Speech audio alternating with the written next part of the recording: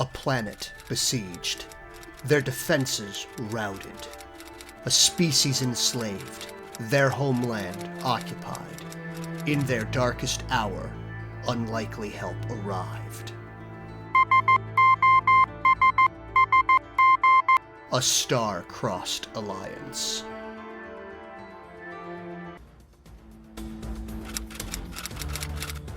From the shadow of my father's legacy, I forge my own path among the stars. Knowledge is nothing without the minds behind it.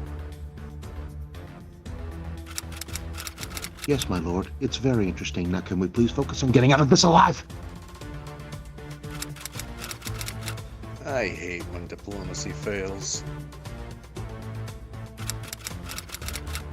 You know, I've been told that my bite is worse than my bark. So your perception check result was a 4? Yeah, everything's fine.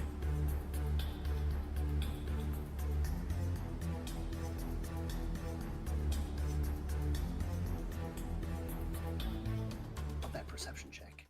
Only got a 4. Hello, and welcome to session 12 of A Star-Crossed Alliance. Hope everybody's having a fantastic Saturday. I apologize for being a little late. I had to do a little family visit, but we are back now and we are better than ever. And I hope you all are all prepared for the chaos that will ensue on International Planet. Eternal planet? In Eternal Planet, yes. I don't know. Shut up. Another paw-ism happening here. Yep, that's fine. Yep. That's fine. Anytime a DM says everything's fine, it is so far from fine. Me, Best wishes to you and your family, Paul. Thank you, Kalako. I appreciate everything is it. fine and mean it sometimes. It's all about connotation there, Darkest Raven. So, if I'm going, no, everything's fine. No, worry as much as possible. But if I sit there and I go, no, everything's fine, you're good. Yeah. So, statement versus harassment, I suppose. But if he goes, everything's fine? Yeah, then you might want to be concerned. Oh, no, when I do that, that means that everybody's in trouble, and I'm not even prepared for the ramifications going Oh, boy. That's not good. That's the, everything's fine, and then, rummaging of paper and stuff like that going, where, oh no. What happened? Who are you people? Okay, I need to open up my my folder of emergency distractions so I can prepare. I've got this up. All right. Here we go. Yes, a man selling a duck. Got it. Perfect. This will keep him distracted for hours. But why is the man selling ducks? Where did these ducks come from? What kind of ducks are they? Look at the distractions already working. But yes, but anyway, thank you guys for coming in for a Star-Crossed Alliance. And as always, character PNGs are made by the lovely and talented Paw. Assets are done by myself or purchased by from Venatru. Sessions are run on Owlbear Rodeo. And other than that, as always, I would like to send a reminder that if you take a look... Okay, so apparently my stream streak yet again has reset after 20. I'm getting mad at this. A beverage goblin. I bestow upon you laser eyes to destroy the stream. Yeah. Yes, the stream streak has been destroyed by laser eyes. Indirectly. So, but under the Toe Bean Redeem areas, as this is a one of our tabletop sessions, and I'm just making sure that it is there, you will take a look. You can see that there's a couple of different things there. Give player vitality, which will give the player of your choice one vitality point to refresh and heal. This can also be used to get a player up off of the ground if necessary. Audience boost, which will give them an additional D6 to add on to any dice roll. Now, mind you, if you want to be nice, you can give it to them. If you want to be a little bit mean or you want to see things get out of hand, you can give them to me. From there, we have Let's Try That Again, which is a reroll.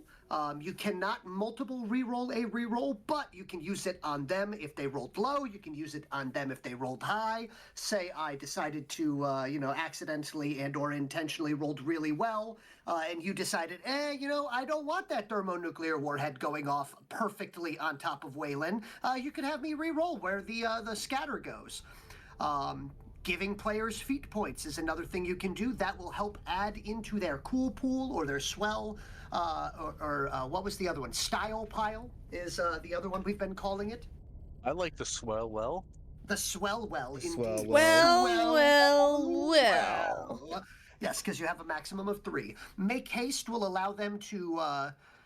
So I don't know why I'm saying this. I just realized if you click on them, it will give you a the description. Yeah. Yes.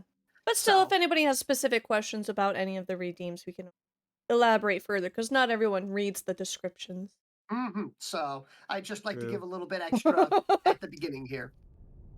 So, but yes, that was an adorable yawn. Do we have any questions, comments, concerns from our audience before I begin my last time on? And while waiting on that, do we have any questions, comments, or concerns from our players before I begin our last time on? Yes, I have concerns about the fact that we took massive damage. That will be addressed. Wonderful. Am I dead? No. Nobody died yet. It just came really close. And Ruben saved me. Oh, I really don't remember what happened last time. Don't worry. I was fine. No. Last game, everything was fine. The game before that is when it was dicey. No. Naturally, it's having okay. existential crisis due to the fact that she apparently doesn't exist because of hallucinations from the last mushrooms trip. Yeah, so, Where she was just a crying puddle of unhappy feels, and Waylon was just like, put a blanket on there, please don't cry. Also, who's laughing about me behind my back? Exactly. Please How don't dare cry, you, fellow Velcor. crab. Yes, Yeah. please don't cry, fellow crab. But yes. All right. So, then without further ado, last time on A Star-Crossed Alliance, the group were able to recoup for the majority of 2 days, taking a brief respite from combat to stretch, relax, and smell the pungent flowers, much to the flower smellers' dismay. The crew completed their roundabout return to base after surveying said smelly flower field of grazing bowl, followed by a sodden trek through coastal waters, noting a subaquatic ravine on the way back that they had deemed to return to at some point to investigate. Finally, back to their outposts, they discussed their next course of action, noting the looming threat just south of them. Blah, blah, blah, Hey, no as one can talk well- today. Yes, as well as their currently incomplete reconnaissance mission. Their day begins with the bustle of a group with a goal, and this session begins with paperwork. So, first thing we're going to do is some maintenance, and as was addressed comically enough, the first thing on my list is everybody that has taken damage, restore up to 6 vitality. This also includes biobeasts as well. Yay! Simple. Let me. So the only thing that does not automatically restore vitality is, of course, the armature, the giant robot, because they don't heal. They need to be repaired. But I do believe... though. Yay! Yeah, it didn't get hurt. How dare they scratch the paint, though? Mm-hmm. Oh, man. Next up, for our quartermaster, that would be Waylon. Please add to the list 25 UTPC, so the credits, to the group funds, as well as 150 units of Terran crafting resources.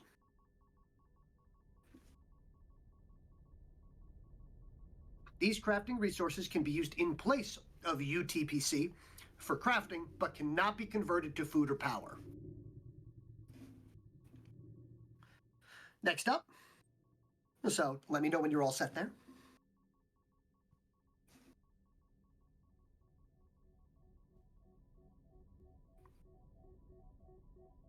When are you? I can't hear furious scribbling, so I am not. Scribble, scribble, scribble, scribble, and done. Okay, good.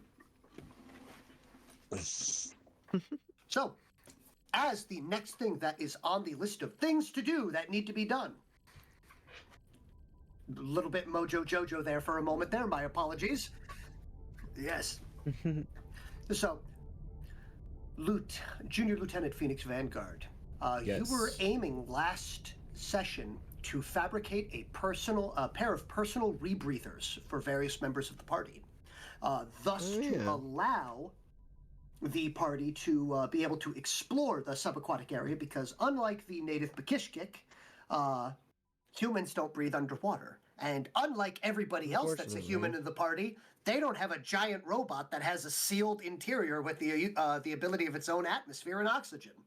It seems like an oversight on their part. Yeah, a little bit. What are you gonna do? So, I'd normally go on mud planets. yeah, Oh, he's used to mud planets. the muddy boy. Yes, he likes to roll in the dirt. I'm used to Earth. Yeah, planet dirt. I mean Earth. I mean... Soul. Terra. Yeah, terra firma. Yes. But from there, the question is going to be, first off, how many do you intend to make? Well, like, how many resources do they cost, and how many do we have?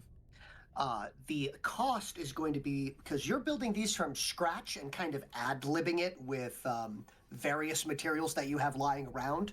And luckily, you do now have some units of Terran crafting resources if your quartermaster is willing to allow you to requisition them. Quartermaster? Quartermaster? I say, fill these out. Fill these, and he hands you a tablet, basically saying how much you want and Scribble. what purpose. Then he'll examine it, like, all right, but actually tell me how many you want to make. I think we just need 2. I think. Well, there's Unless always you the wanna have a backup. possibility.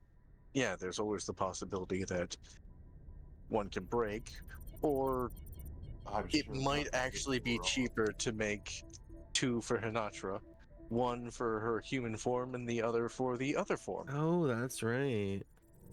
Oh, yeah. How does that work, anyways? What do you mean, how does it work? Can I make like one that? Can I attempt to make one that like can fit around both forms? Give me a it's like, okay, here, we're gonna have you roll me a 2d6 plus intelligence, just flat there. Okay, let me see what we have for. I'm just imagining hers is going to be a dome that she puts over her head. Yeah, a fishbowl. He's just gonna put a fishbowl on my head. Bowl. Okay, so my intelligence is int, right? So that's Yes, INT. 3. Yep. So whatever this is plus 3. Let's see. Ooh, that's a 11. An 11. Okay, so you're looking at this, and while you're confident that yes, you could cobble that together and get that fabricated so it would work for Hinatra appropriately, you do believe that it would be more cost effective to make separate ones than trying Okay. that is going to adjust as she changes. Also considering the fact that you're sitting there and you're weighing, you're like, if I don't get this just right, it may pop her head like a zit. I opt to survive, please. But at the end of the day, this is Phoenix's Oh, this choice, is my and he decision. doesn't have to tell Hinatra anything. But this is niggling around in the back of your head about, if I don't get this just right... We may be one person less. But it would be funny. Yeah, I'm imagining that I have like 2 designs like scribbled down. One of them is like an actual like snorkeling mask thing or whatever, like a rebreather, and the other one's just like the big fishbowl thing. And I'm looking at them and going, I don't know. I feel like I kind of want to do the fishbowl thing. I want to try it. I think it'll work. All right, so you're gonna try that out. Well, okay, now Rip me. So about that As we know, question that I asked at the gonna be beginning of fine. whether I'm Over alive or dead. Right now, you're Schrodinger's a werewolf. I'm Yeah. just trying to think of what I Yeah, would just do. don't open That's the bowl. probably what I would go for. You're weighing your options on it and everything like that. And you're like, all right, you know what? No, I'm pretty confident on this. But I think so what I'm going to We'll be have more you. comfortable this way. Yeah. All right, yeah. So I can't If wait she's for. alive. Yeah, it's so long as she survives. Yeah. But if she doesn't, she cannot give you a negative review on Yelp. So That's true. But I can report to the higher. Oh wait, no, I will be dead. Never mind. Report to the higher ups. Be fine. but yes. So in that Don't case, worry so much. It'll Which- be fine. They Right, said. So, in that case, you're going to have to roll 2 separate checks for building these, as they are 2 different designs, one for Okay. Waylon and one for Hanatra. And what I'm going to have you do is, I'm going to state first off, depending on how well you roll on this, is how much it's going to cost and how effective these will be. So Okay. the higher the better. Hello, Quinn. Hello. But yes. I will be polite here and say, hey, consider things. All right. Well, glad to have you here. If you would like, I would like to remind you that this is in fact a skill check, and you can boost them if you so wish. Oh, okay. And I would like to let you know that the one for Hanatra will be a little bit of a higher difficulty rating, since you wanted to be able to Okay. switch between forms for her. Yeah. So, now, do you want to try to go for broke with Hanatra's first, or do you want to try to get the general process and the Let's do idea the down? general one Okay. first. So you're for- going to try yeah. for okay. So please Yeah. give me 2d6 plus your mistech roll. Yeah, just put your toe in the water first. Ooh. Okay. If That's if he fine. wants help, Hold on, but- if he wants help, I know how Waylon would do it.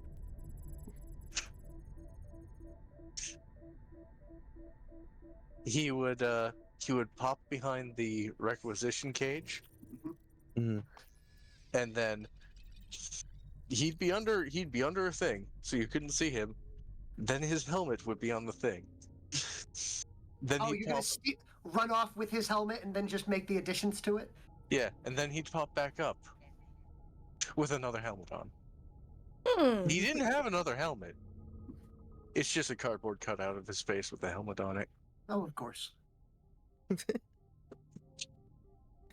I like to think that for Waylon's, it's just a larger version of the exact same helmet that he's always wearing.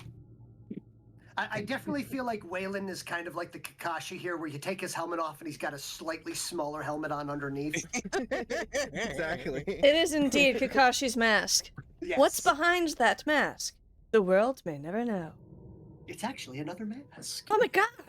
I would have never guessed. So, but yes, Okay. two. Yeah. So it's 2d6 D6 and the and- 5 for Mistech Engineering. Yep. And would Okay, you this like one's to gonna be boost normal. this? This is the normal one, so you're just Yeah, gonna roll he'll that be without a fine. boost. He's got a helmet. Yeah. Yeah, he's fine. You just drown in there. Yeah. So So that's a 12.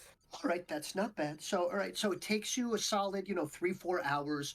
The biggest issue that you are coming on onto this is it is going to run you about 10 UTPC or Oh boy. crafting units. However, you do believe that you're going to be able to make this rechargeable, Mmm. but to do so, you're going to need an Aether Crystal. Oh, okay. Well, we saw some of So- those. So Yeah, So, and as a underwater, matter- right? And some party members also have those. Quartermaster, oh. who has them? The quartermaster looks through it. Flipping papers on their tablet. He quickly finds that the majority of all of the Aether reagents are in the possession of Zip, who seems to have sequestered himself into the impromptu alchemy lab and locked the door. Hmm. Oh. Oh. 13 etheric crystals, according to the stock here. and as well as solid and liquid waste. Oh. I can get you some mineral acid. What if so we can't get the ones from Zip? Doesn't look We that can't way. like have like a heist where we go into the thing and then we take them and then we Dun, give dun, them dun, back once we get new You're ones. going to sneak into his room with Vizier right here staring at you. We could ask Vizier. Oh, that's true. Oh. Hi. The humans are plotting. I must stop them yeah. immediately. Fancy weather we're having, right? Wow, crazy, right? Absolutely. It's so strange compared to the previous overcast and rainy. Mm-hmm. Oh, exactly. Today's Vizier, kind of we have a overcast and rainy. Yeah. We have a question for you. Certainly. What's up? May you pop into Zip's room and grab an etheric crystal or two for us? I will pull an etheric crystal out of my bag and hand it to you. Oh. Oh, thank you. I did not have this listed. I appreciate it. I did not submit it. Oh. Oh. Wait, do we need to do a pat down to see if Do we need anybody more else than is one, or hiding do we stuff? Is that okay? You believe that to make them rechargeable, you'll need one each. Oh. Oh. Very well. So as you will be Hand going. over a second. Yep. Yeah, thank you, Vizier. Okay, cool. Absolutely. If there is anything else Zip or I can, my Lord Zip or I can help you with, please do not hesitate to ask me. Okay. If we Well, that was a come lot across- easier than having a heist. Hmm. I Why mean, was what? We just- weren't planning on the Ooh, that's heist. exciting. Is the excitement the reason that you were so eager to try that first? I just I don't know. I was just thinking that seems like the logical thing to do. Okay. But yeah, you do believe that now that you have an aether crystal that you can shave down and actually inscribe the appropriate thaumic formulae into and everything like that, which for someone that's more chemically minded, it looks like what's happening is the process of breathing is causing this thing to spin, almost like a small turbine just from the human breath. And that turbine, that spinning action, is actually causing a minor thaumic reaction of converting, without exploding, water into hydrogen and oxygen. Thus expelling the hydrogen out, but keeping the oxygen as a breathable portion, which will be mixed in to the already slightly reduced, slightly less oxygenated air that you expel out.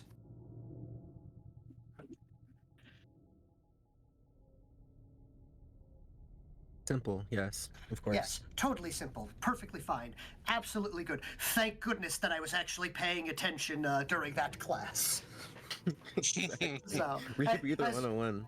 Yeah, so, yeah, so, you know, thaumaturgical reactions 101. He totally copied his best friend's notes, but still. Okay. But yes, so you do believe that you'll be able to get that one up and running, and you wanted to make a second one. Yes. Let's do This it. one will be a slightly more difficult skill I will check. boost this one. So Alright. what do I do for that? I put You'll 3, roll 3 right? d6 plus 5. Boost Okay. it. Boosted. And let's see if she's gonna die today. Oh. Yeah! That's Murder! 13. A 13. Oh, I don't like how he said that. Yeah, you and I both know him long enough. So, you have a rough idea that this will work. Ruben says, Yeah, let's yeah. try that again. Let's try that again, you say? Let's give that a reroll. Roll 3d6 again. Thank you, All Ruben, right. and hello and welcome.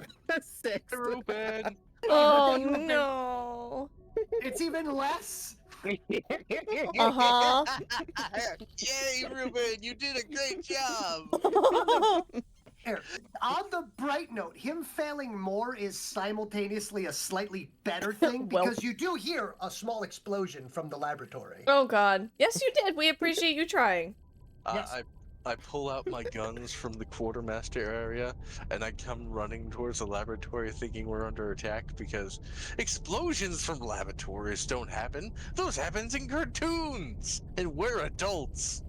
As I kick the door in, forgetting that it opens from the side again. These doors are Pinotra's like much, right there next to him.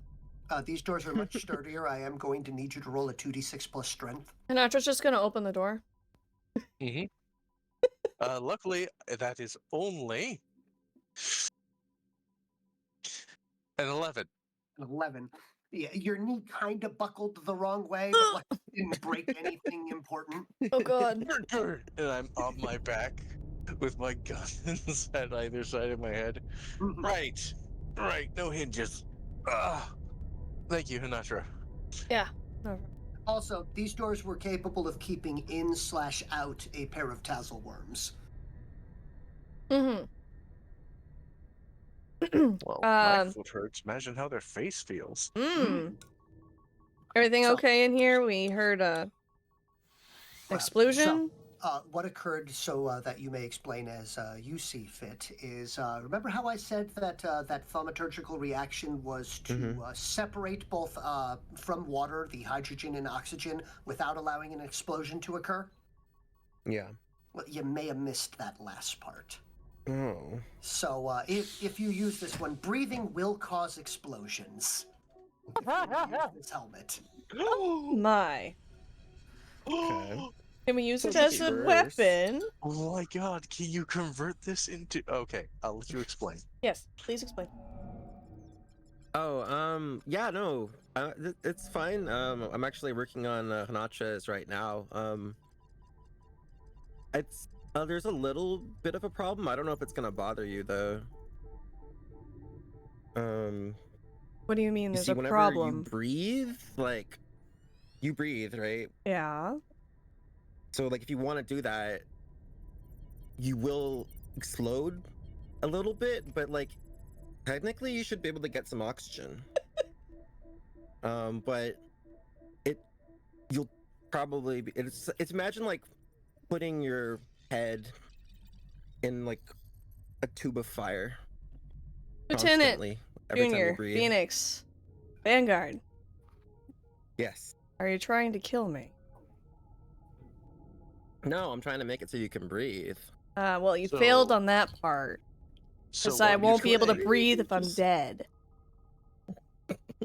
So, what you're saying is that you have made a reusable grenade? I mean, kind of. I mean, it's kind of like a little bit of an explosion on the inside every time, right? If that's how it was explained to me, at least. I don't know. Think would work. combination of a kazoo and a Roman candle. Well, Yeah. I'm loving that mental image.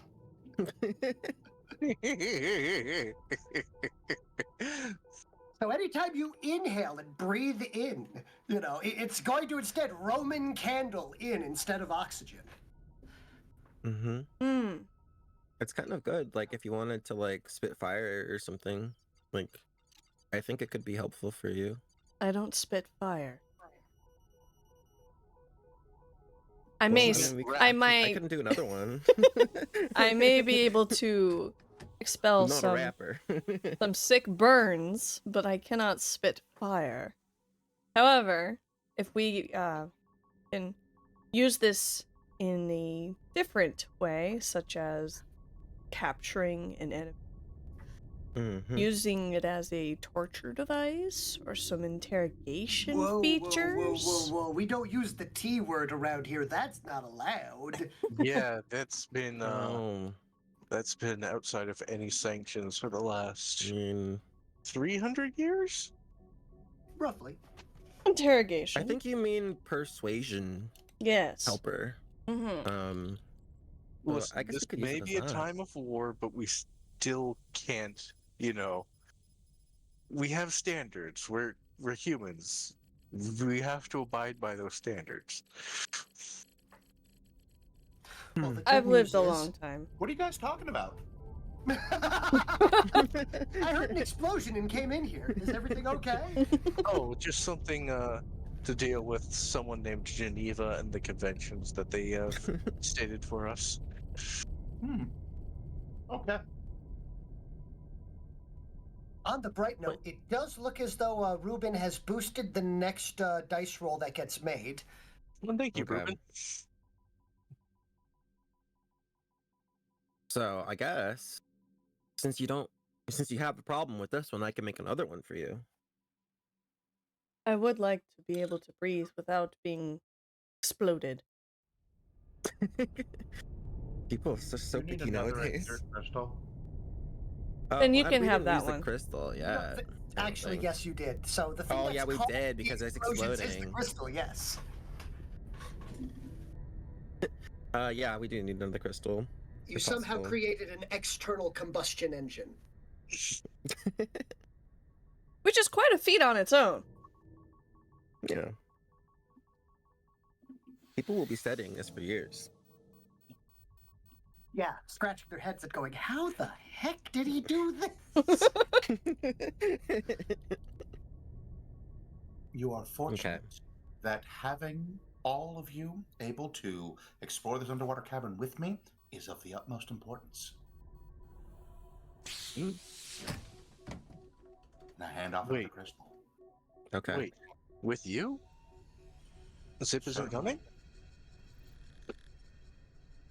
I can breathe under there. No, Zip isn't coming? Zip is busy. All right. Must have found a good book. Yes. Okay. So I will try to make another one then. Okay. Since we only have one crystal now, I feel like we have to make it the two-way one. Otherwise, I'd have to make two. Correct. So you are going to have to dig deep here. Now, would you like to boost it as well? Because you can boost while can I do audience is that? boosting. Yes. So please roll Ooh, 4d6 plus 5, and let's hope for something nice. All right, let's see. Everybody, let's go! Hwah! Oh, that's monstrous. That is a total of an 18, which actually hits a very nice one here. Thank goodness. So this one is Thanks, only Ruben. going. Thank you this so one, much. Yes, thank you very much, Ruben. So, unlike the previous one, which had taken 10 resource and an aether crystal, the total that has been used in entirety for this one is 4 UTPC or resource and 2 aether crystals because, you wasted the first one. So this one actually took less material to make, and you're kind of looking at this, and not only are you impressed with your result, as this takes you a solid 3-4 hours of work, you're also kind of worried with how well it came out. Okay. So, Oh, since I got 2 5s, do I get a point back, or is that not Yes, count you if do. it's boosted? It is a skill check. Yes, you do. I'm at 2 then. Mm-hmm. So, the first one, specifically, the rules and effects of that are that it is capable of being recharged. It takes 1 UTPC per scenario.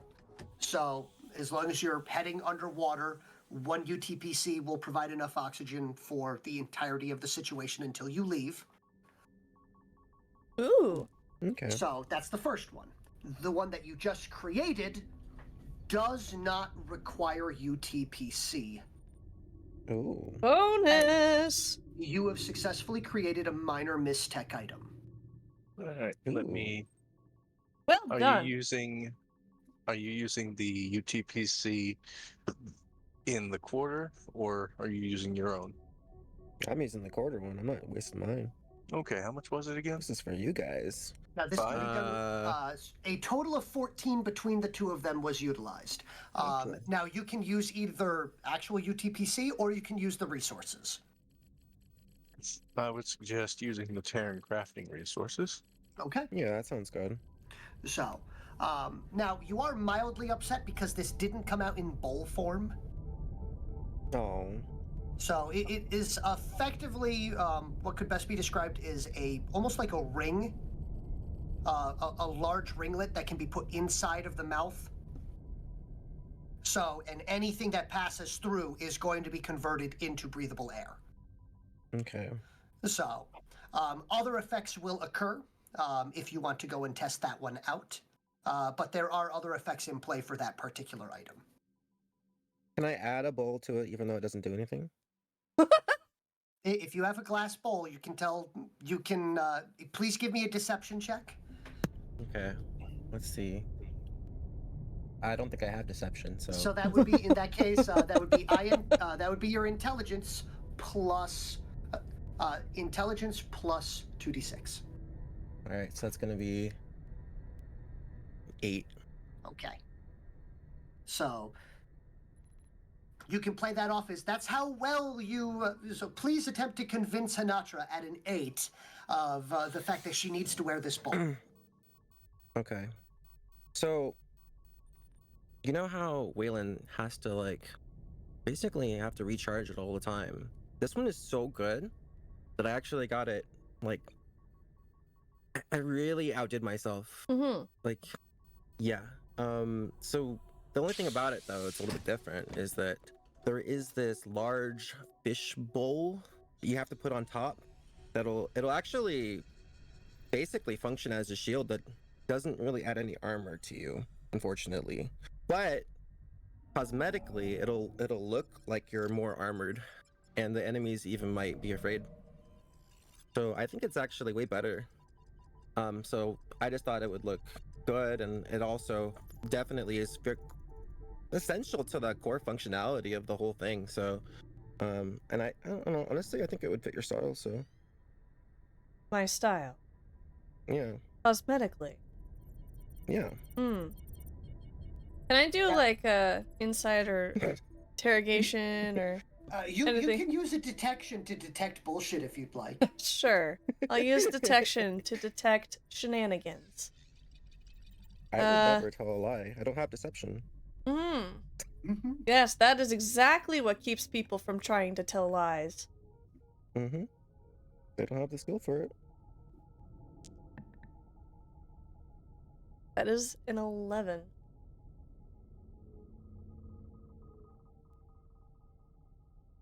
You may do with that as you see fit, but you have.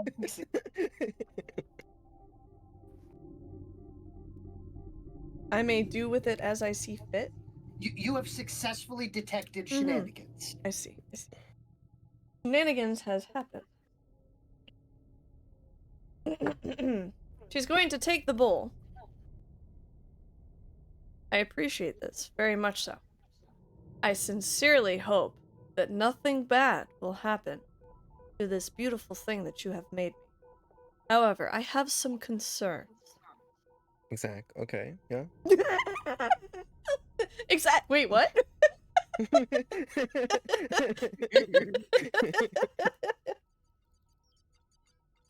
You see, Yes. when I turn into my big form, Yeah. there's an additional roughly 8 inches of a nose. Mm-hmm. There's bone in there, not jello. I don't think this dome will be able to contain the additional features. I was kind of thinking that, like, when that happens, you would just press up against the glass. Insert every single picture of foxes with their nose pressed against the glass windows and licking it. But, yeah, I mean, if it's like, you might want to try it on, actually, just to make sure. You know what? I don't want to take that honor away from you.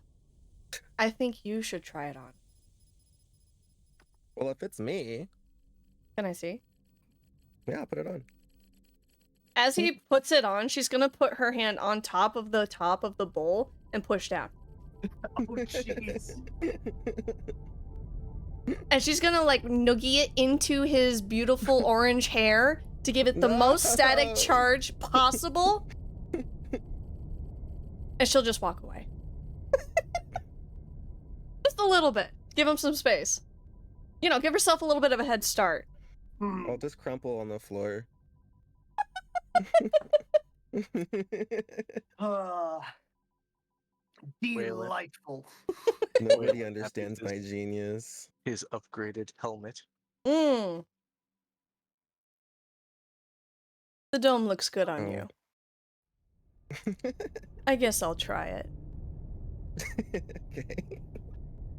So, while this various shenaniganeries are occurring, Bakishkik worker number 5 will actually walk up and approach Vizier. Oh. What do you have to report? Yes, this one was told to give a situation report to Krazy about the state of the area once every particular amount of rest cycles. Fantastic. They are not available, and as such, should the list of concerns be given to you as the Air Guardian or to Waylon as the new de facto leader?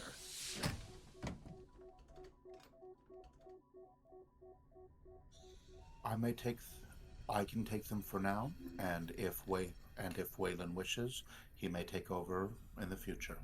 Very good. In that case, this one has a list of scheduled reminders. They will now begin if this is an acceptable time. This is certainly an acceptable time. Very good. At this point in time, first, as the foreman is no longer among the existing, I have taken, this one has taken his place to inform you that no new influx of aether crystals from the sub-complex have occurred this molt due to the attack and lockdown and new residents. As the caves are untouched, though, this also means that the remaining amount available from last report is unchanged. Very good.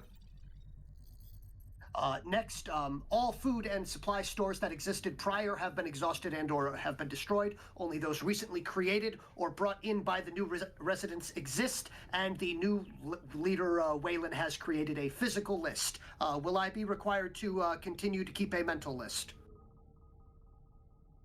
You are no longer required to keep a mental list. Just maintain vigilance over the physical list and update as appropriate. Understood. Next, this one also is here to remind you that the experiment room is currently locked down for some reason, and as such, the samples have not been harvested.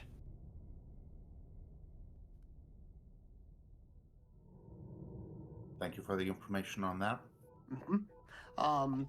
News specifically that I had wished to, that this one had wished to give to you, as while Waylon is indeed a bombastic and vocal leader, this one does not consider them to be fully versed in Bakishkik biology. They are not. Thus, Krizik would oft say that there is no worse decision than an uninformed one. As such, this one would like to inform you that the clutch is nearing time to hatch within the next few sleep cycles. And as such, preparations for their care will need to be made or caretakers set in time. We will solve that one very soon. Very good. Next, as this one does not specifically see the Aether Chemist at this point in time, would this one be remiss to pass on a duty from myself, from this one unto you? This one does not wish to overstep his bounds. You have not done so at any point. Please continue. All right. At this point, then, this one was to relay Krizik's reminder to Krizik to take a moment and eat something, as the experiments will still be there. Also, this one was to remind Krizik to take some time once the clutch had hatched and familiarize herself with her brood. That message will be relayed. Very good. Do you have anything for this one? Any additional reminders? I have no additional reminders to give. Any additional reminders that I would give would have to be approved by Waylon anyways. Understood. Thank you very much. This you. one will return to his scheduled duties. And we will discuss with Waylon. And then he kind of ambles off. Mm-hmm. And I'm going to go hunt down Waylon. Mm-hmm. I believe you walk into a room with Hanatra currently pressing down a strange glass bowl onto the head of Phoenix at this point in time while spinning it.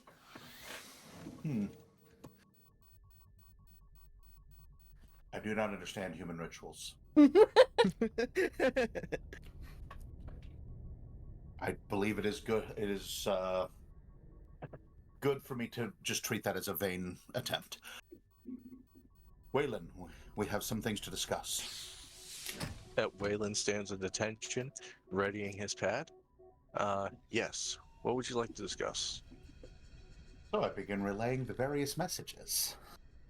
I have eaten today. Let's see. Oh, a clutch. I mean, guessing congratulations are in order?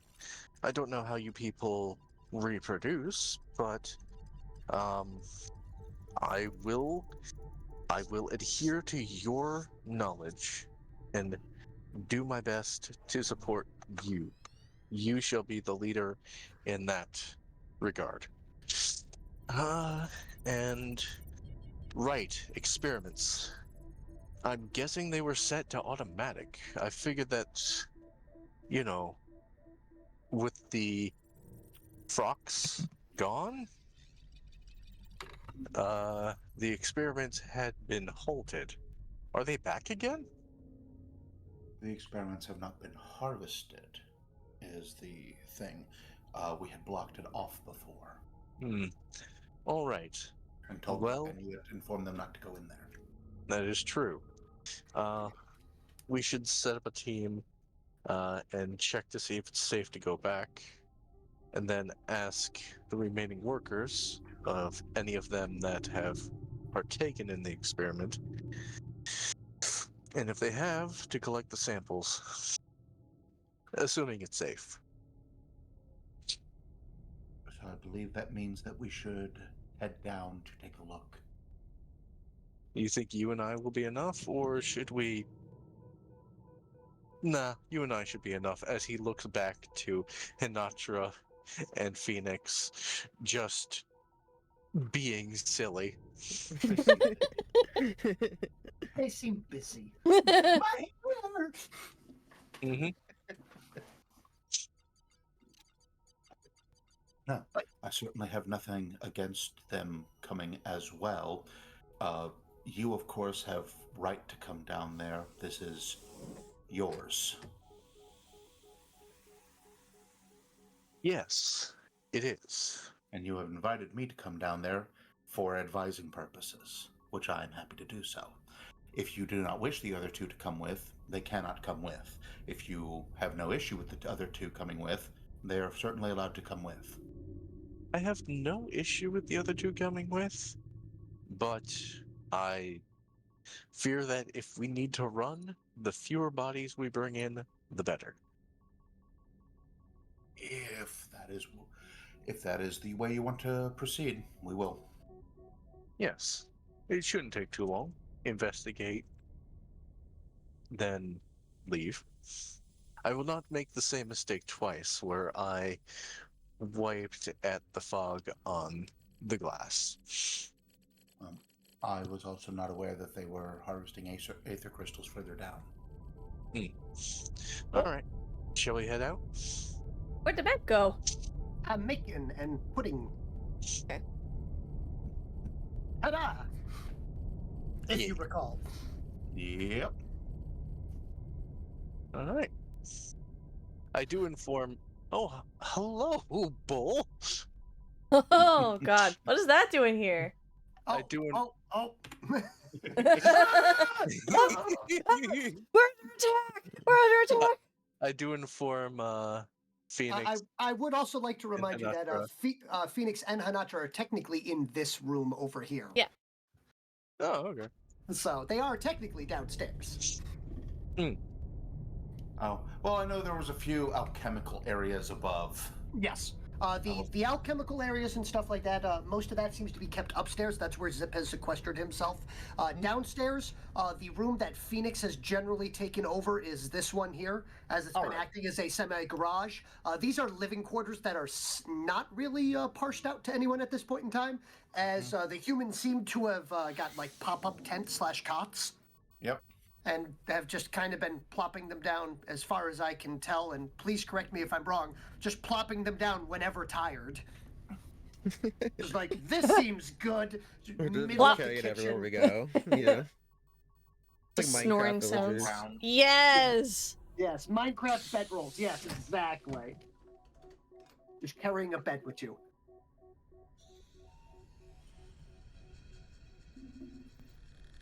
But yes, you find yourself in the subterranean complex here. Beyond that, you do now, while walking through the tunnel, realize that in this tunnel, there are indeed glowing aether crystals along the way. Mm-hmm. Oh. And then noting that they have in fact been dug in, and a portion of them have been harvested. Interesting. You should remember to have a conversation with what sort of things that they were doing here regularly before you arrived. I will do that. Didn't That way- Waylon also technically barge into the experimental room? Mm-hmm. Oh, at this point, I think we're all there. Yeah, I think we're all there. So, number 5.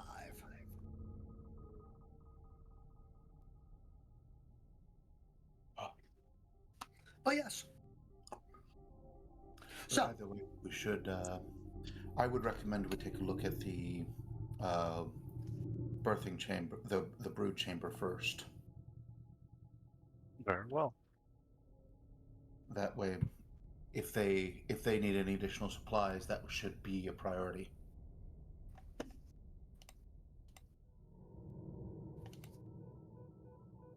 so you're heading up into the sleeping quarters, Mhm. effectively. I believe it was what over here. The room that you guys had gone into that had been the major issue, it's this room right here. Mm-hmm, mm-hmm. So, Okay. yeah. Because the person with the clutch was way back here in the corner. Yes. I So- remember. Yes, that particular individual seems to be doing rather well. The dozen or so eggs that were roughly these bright red eggs, semi-transparent, almost looking like squishy koosh balls, I guess. Or please do not throw these on the ground. But they look like those ones that you would throw on the ground and they just kind of like would splat out before sucking back together. So. But has about a dozen of those. And while they had been originally about baseball size, they seem to have grown to about cantaloupe size at this point in time and are far less opaque. So far less translucent, far more opaque than they were prior, seeming to have hardened on the outside ever so slightly. More like a dense rubber than the soft membrane that it had before. Okay. So, but the female Bakishkik worker seems to be doing their best to take care of the individuals. It's very much at this point. It's just making sure she doesn't die and fall on top of them is really the only thing that she has to worry about. As luckily the eggs, as your species is now the de facto and only apex predator, besides those that you have created, there is very few species that are land-bound that actually can pose a threat to a Bakishkik clutch. And the few that do not come near the larger villages. Mm-hmm. So, while a clutch-bound female holding these eggs would be easy pickings for a Gebbin, or heck, a Fizzgebbin, the chances of that occurring, especially since they a clutch-bound individual will not travel great distances or anything of that sort until the younglings have hatched. You know that there is very little that needs to be done at this point in time, other than just wait for the point in time in which the quickening occurs. Okay. Just wanted to make sure that if there was any additional requirements, that we are fulfilling them. Yep. So That- with the hilarity of all individuals that possess an ego here have never been parents from the Bakishkit people. Well, but with that being said, that the clutch is going to produce how many? A dozen. And I assume they're going to grow rather quickly, so they're going to need more food and supplies. If you recall the conversation prior about how many molts it takes for a Bakishik worker to achieve adulthood. Oh, was it 3, 4? Roughly 3 to 4 molts. Okay. So, however, from there, that is a Bakishkik worker. And Vizier here would know that warriors will take a longer period of time to fully grow and mature, and then leaders even more so. As there is a higher, not only mental, but also etherical acuity that they need to develop. Okay. But the worker that is currently in charge of the clutch will notify you that all of the clutch appears to be good. There's no discoloration, no damage, nothing of the sort at this point in time. And she does believe that this one does believe that there will be a full healthy clutch, barring any deformities that are unknown at this time. Okay. That is excellent. But caretaker, before the clutch arrived, were you involved in the experiments at all? This one was not. So, beyond that, the caretaker individual will turn and will make a comment about the fact that the foreman was the one that kept the majority of the information there. And they are off talking and conversing. Hanatra, Junior Lieutenant Phoenix Vanguard. How are you guys doing, and what is going on? Well, after seeing him kind of, deflate, she's gonna crouch down and be like, "You okay?" Yeah, I'm fine. Just if you could do one thing for me. I need you to wear this fishbowl. With his fake last dying breath, wear the fishbowl. And then I pass out. Fake death. Blech. Blech. She's going to remove the fishbowl from his head, since he seems to have not done so before he fell over in his big dramatic sprawl. And she'd be like, I'm not a medic, but I'm pretty sure you're fine. I will wear it once. But after that, I will not be wearing it if it is not needed. I'm gonna empathically communicate to my robot to pick up my body and hold me like a baby. Yes, that is perfectly fine. So while Hanatra is having this conversation, the armatures turn slowly and kind of tentatively, tapping its fingers together almost nervously, reaches down and scoops up Lieutenant Phoenix Vanguard and makes his way towards the door as if it were going to be slowly walking off into the sunset. Exactly. Phoenix Vanguard quickly realizes that if he does not stop him, the armature will walk outside, and Vakon is there. Oh! Oh no! I'm course, stop we're- my armature. Where's I'm Vakon? gonna wait until I'm out of eyesight, like I'm covered by something, and then I'll talk to my armature and be like, "All right, that was good." And Vakon is hanging out in this area over here. So this is Vakon's den area, and another note is that there is in fact the as it is also currently in the area, so the Tassel as well. Oh I right, forgot we had that. Yeah. because Vizier was able to claim it. But yes. They're just So- like staring each other down from across the vast cavern area. Just like, I'm the favorite. No, I'm the favorite.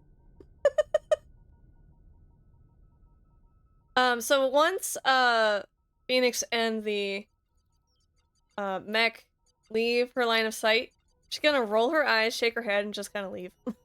Okay. So Phoenix will break line of sight. However, the armature will not walk outside. It kind of just stops there, and Stares at the you wall. can see its shoulders moving up and down in like a semi-silent sobbing, as if it was Exactly. mourning the loss of him. And then as soon as I hear her leave the room, I'll hop up again. Like, okay. Yeah. Okay. So Wasn't too bad. yeah, Lancer will point at you and then kind of do the hold an open palm and wiggle it back and forth like, you all right? Yeah, I'm fine. It's just, it was my first time taking damage. Emotional. Emotional damage. So the Lancer will return to its charging station. Okay, perfect. There we go. We need to find out more about the experiments. Waylon, what else did you want to prioritize? The hatching and the experiment, but we could seek out number 3 and ask him about it. Okay. It seems we are not required for any participation in the actual hatching. Okay. That's good. And we have enough food for them? Now I was informed that the previous stores are out. We only have what has been brought in. Okay. But I believe you have secured a regular deal for that, Yes. so we should not have to worry about shortage. At least for most of the people here. I will still have to do the occasional hunt for Vakon and the worm. Right. Alright. Anyway, so the experiments. Yes, They were sealed up over here. indeed. So this is the first door here Absolutely. that has been sealed up. Boop, boop, boop. Wow.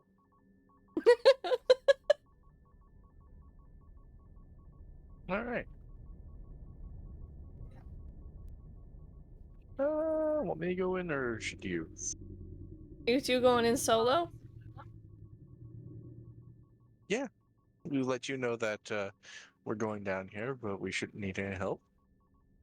So if you hear any screaming, You definitely don't need any help at all. Got it. What could possibly go wrong? Yeah, what could possibly go wrong in this room?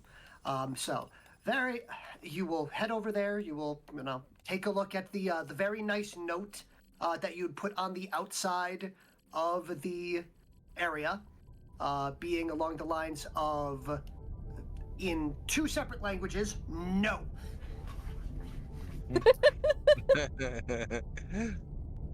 And as you guys open that door, you will see it's filled with croaks again. Oh.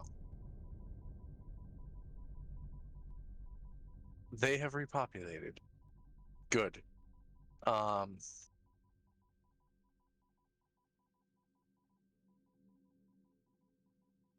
Well, should we go to the larger tanks? Or should we talk to number 3, aka the foreman in charge? I slowly close the door All right. and ask them about the harvesting process of the quote-unquote samples. So are you finding number 3? Yes. Okay. Cheer one, cheer one, cheer one, cheer Shouldn't take one, too cheer long. one, cheer one, cheer one, cheer one, cheer one, cheer one, cheer one, That's cheer way one, too cheer. big. Oh my goodness.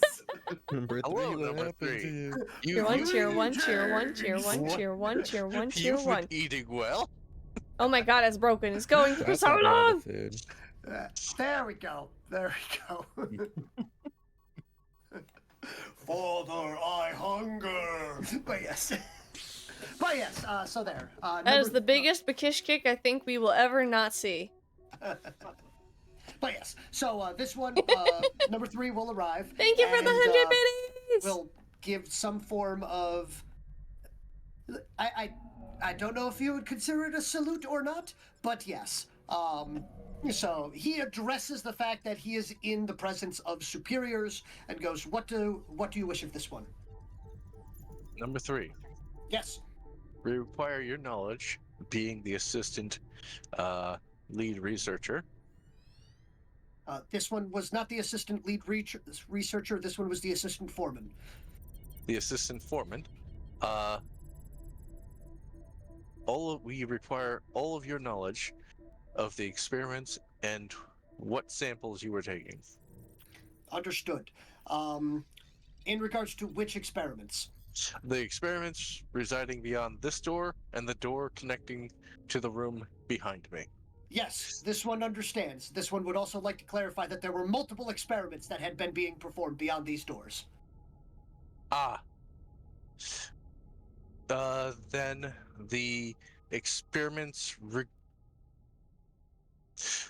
start with the one you last partook in, and then go from there, from most recent to latest. This one recalls the most recent experimentation was in regards to splicing Elekelp bio abilities onto other species in an attempt to see if it was feasible for the Elekelp's quantum phasing ability, whatever that may be, to be bred into biobeasts. Oh. And something clicks in Waylon's brain. I believe that was actually successful. If quantum phasing is what I think it is, aka moving through walls, then this one will be candid in the fact that this one has no idea what any of the aether chemical and or thaumaturgical jargon being used by Krizek meant. This one is simply undigesting the words that were utilized prior. Well, I have read enough comic books to make an educated guess. This one does not understand what a comic book is or why it is comical. Something regarding my culture. But do go on. What was the experiment prior to that you recall? This one recalls the fact that Krizek was concerned that they would not be able to maintain a constant and steady source of the... I'm sorry for laughing. I just see Waylon, and I just kind of feel like Waylon is just like, good. Don't pet number 3, but kind of pet number 3. But yes. This one recalls that Krizek was concerned that there would not be enough gene stock and capable biomass for the experimentations, and thus had been working on a way to constantly and safely perpetuate the biomass without the need of external resources beyond those that the facility could provide. It cracks open the door to look at all the frogs, Yep. then closes it again. I understand. How many experiments were going on behind these doors? Krizek could range between anywhere between 3 and 17 at any point in time. Although anytime Krizek got more than a dozen experiments going on, Krizek would require us to come in and force Krizek to enter a rest cycle. Understood. Among you, number 3, how many Yes. How many others participated in these experiments, and do they know how to harvest samples? This one does not know how many remaining were part of the harvesting process. However, the majority of the harvesting of samples of the croak were for their adrenal extracts. Oh, croaks have adrenaline glands. Very interesting. To me, they appear to be very mild, hungry creatures. This one does not recall why they have it, although this one does understand that they utilize it in some way to voraciously digest matter. That is terrifying. Thank you, number 3. Is this one required for anything else? I will need this one to speak with the other workers and see of the survivors who actually handled and worked with the experiments besides yourself. Understood. If you simply require a culling of the the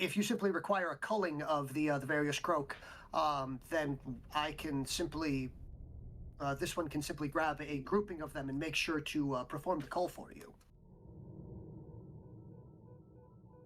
This is not one of those, even if it costs me my life situations. This is a very simple procedure for you. This one does not believe that they would be in any nominal danger beyond accidents or incompetence. Very well. Would you require this one to be accidentally incompetent? I do not require that at any time. Understood.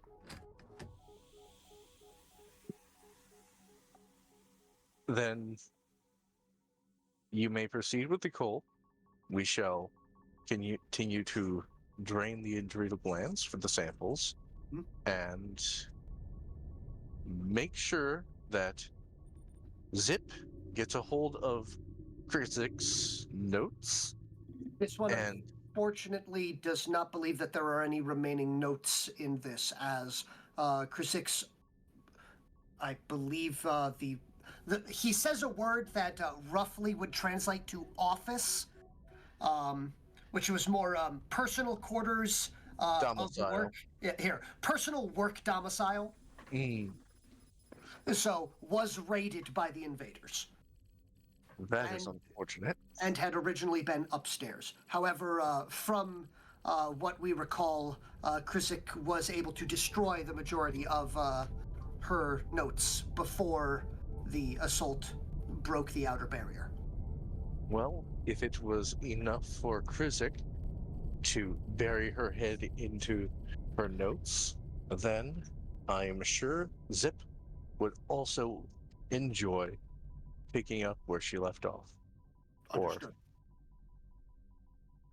please inform him of the importance of the samples you send him and allow him to perform any experiments that he needs.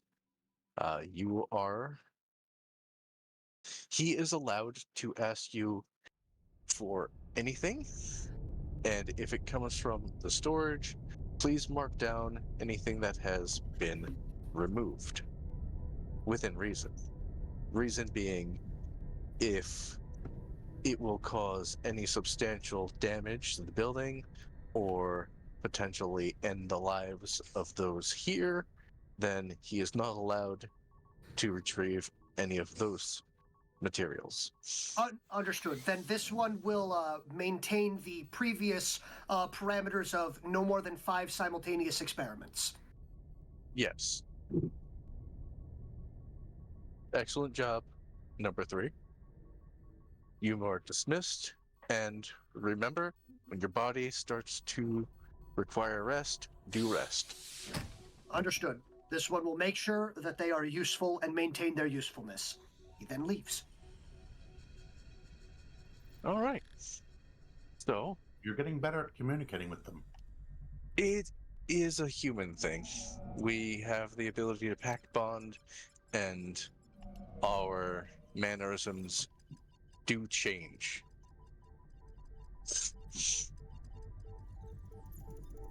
Interesting.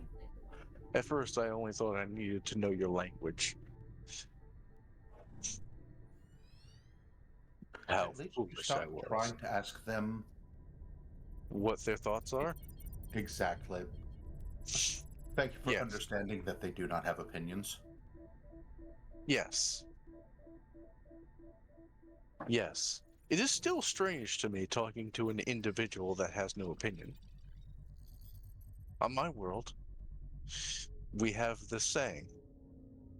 Opinions are like, well, I'm not actually sure if you have one of those. But everyone where I come from has one. Okay. Whoa. Well, so I'm not sure how much of the background noise bled through there. Not a lot. You're good. Okay. So please do understand that at that level, individual is a very gracious term that is not entirely correct.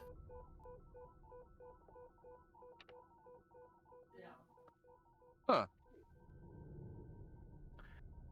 As I believe you understand the term, I am not entirely certain it applies to me. Oh. So everything, even our conversation, is just you using the experience that you've gained from staying with Zip to reply as you think would best fit him? That is my purpose. To assist my lord, to train my lord, to bring him to where he needs to be what he must be.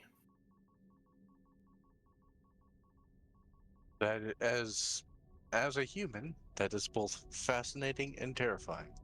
Shall we meet with the others and see how they're doing? Certainly. Maybe they are done and we can finally go after the aether crystals. Certainly. I do know Vakon will be interested in a new swim. Good. I haven't. So you will reconvene with the rest of the individuals.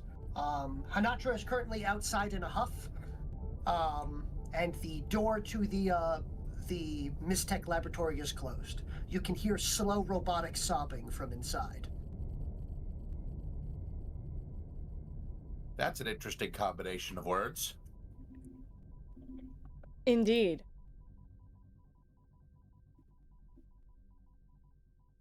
Hey guys, what's going on? She's just standing there with her arms crossed, and like her eyebrows are, one of them is raised and the other one is lowered, like she is not amused. I'm amused. Mm-hmm. Is everything well? Mr. Lieutenant Phoenix Vanguard is being a Mr. drama Lieutenant. king right now and is pretending to fake his own death because I gave him a noogie. To be fair, your noogies are very hard. And did you take off your brass knuckles? It wasn't with my fist, and of course I never Wait, you- take off my brass Who knuckles. Who does a noogie with Open not palm. their fist? Open palm. Not That is- fist. That is a pet. He had a bowl on his head. I put my hand, open palm, on the top of the bowl and rotated it. From the distance, you can hear number 3. This one still believes that pets might be punishment, more so now. Yeah, see, you're giving them a bad idea of our culture. Wrong idea specifically. Pets are not punishment. Unfortunately, I can't pet you, otherwise I would say, would you like to be a good example? Wait, why can't you pet me other than I'm slightly taller than you are right now? You have a helmet on. You can pet through the helmet. Yeah, but you won't feel it. I That can- defeats the purpose. Maybe I it's can got hear- feelers on it. I can hear the dull thuds, and that would make me, feel loved. And like you've got my back. Just like in training. In the Wouldn't it 48 just be planets I trained on. wouldn't that just be a pat on the back, not on the head? No, the helmet means something different. Is it better or worse? Depends on the situation. Say I royally fluff up and make a fool of myself. Everyone in the squad will rush up to me, most likely on my face or on my back, and pat my helmet while laughing. If explosions are going on all around us and I feel that pat on my head, I know someone's behind me, ready to charge the enemy with me Phoenix and is has gonna my walk back. during this conversation and then go up behind Waylon and then pat his helmet. And go, oh, good job, Waylon. What's And up? he pulls out his pistols. I'm with you. Let's go, where are we charging? Yep. Perfect. What's going on? I can ask Are we you. getting ready to go? Yes. How are the rebreathers? Act like nothing happened. Yes. Oh, they're good. Oh, cool. Man, They're all done actually. Cool. Step away for just a quick moment. Understood. I'm holding them right here.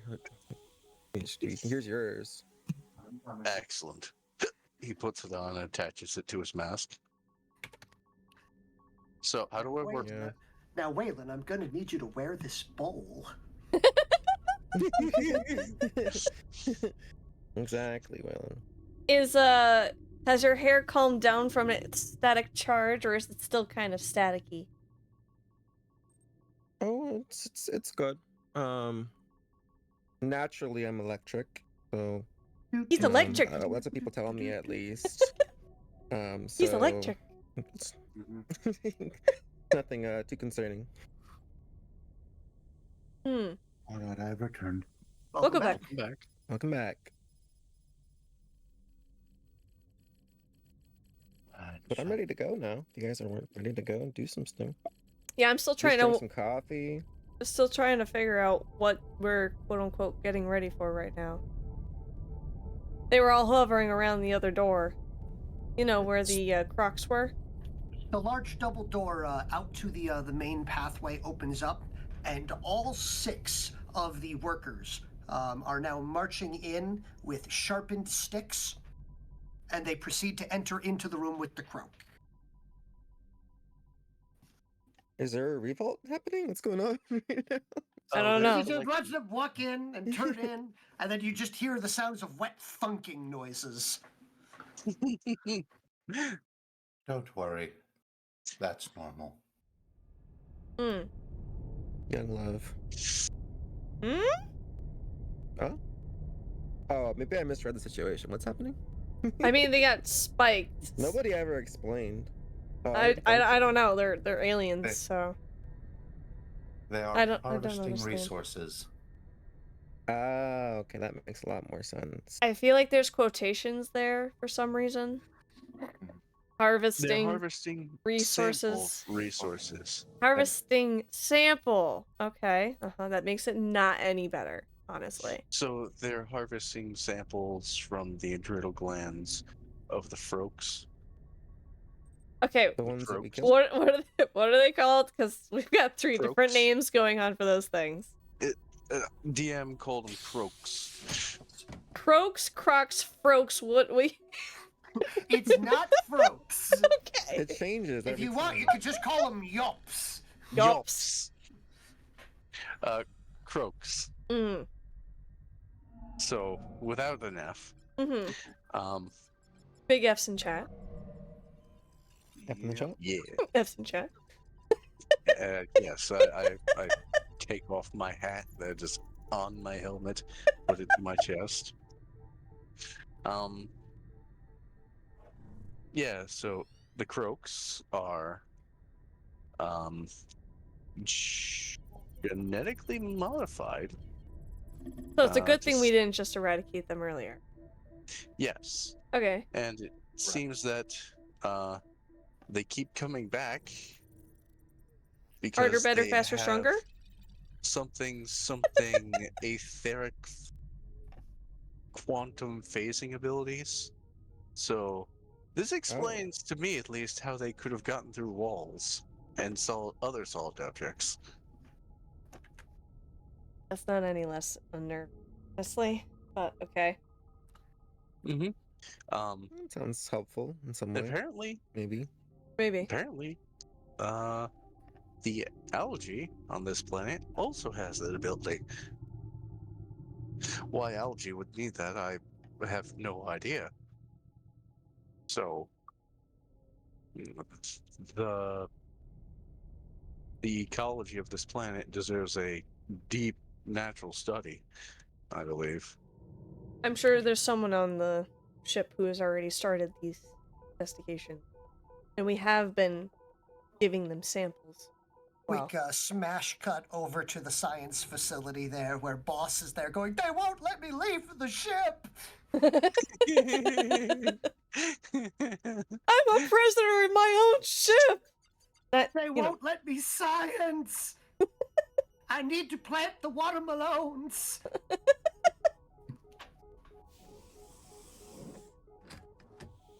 Alright, so they're gonna do that on their own, and we're gonna go ahead to do the underwater adventure. Yes. Okay. Very good, very good.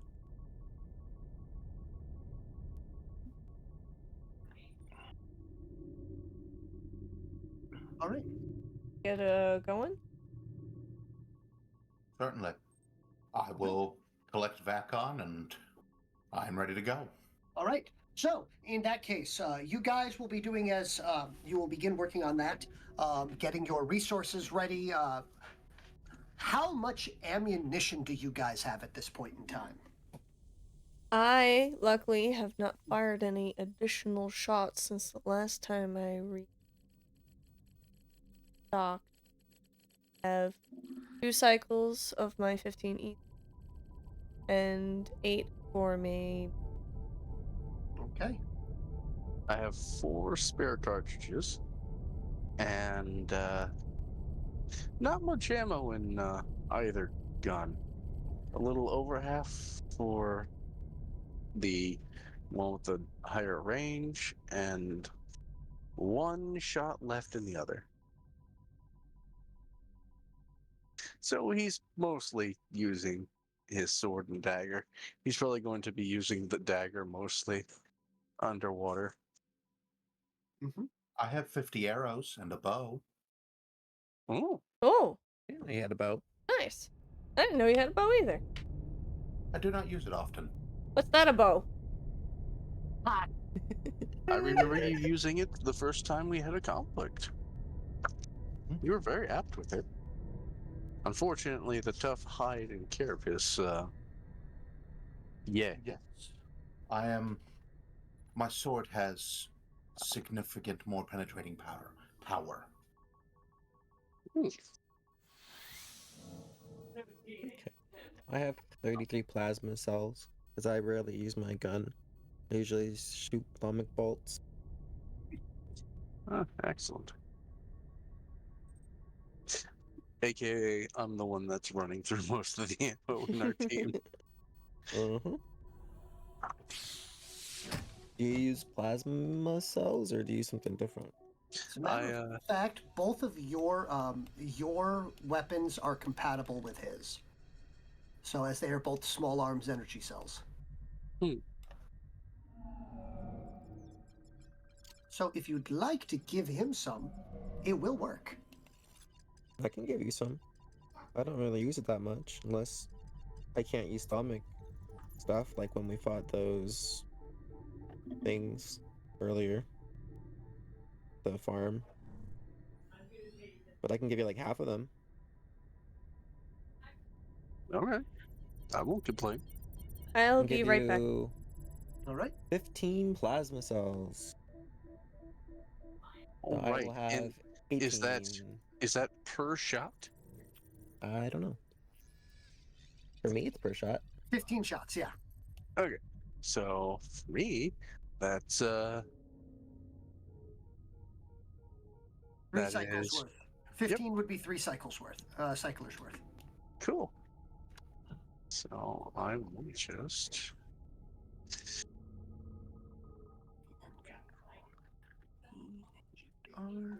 All right. Is there any other weapons or equipment that you guys need to make sure that you are set with?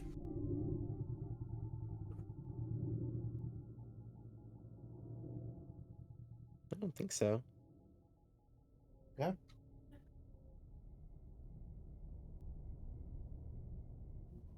I will be bringing the great spear. Yeah. I will be bringing the spear. It counts as a great weapon. Mm-hmm. And Do you have great weapon training, by the way? no, I do not. All right. So just make sure to keep that in your mind. But it does have special rules mounted to it. I Yes, could it use does. it one-handed. Mm-hmm. Would it count as well? It will be weaker if I use it with one hand. That is correct. Does it count as hand weapon? No, it does not. Okay. It still counts as a great weapon. Okay.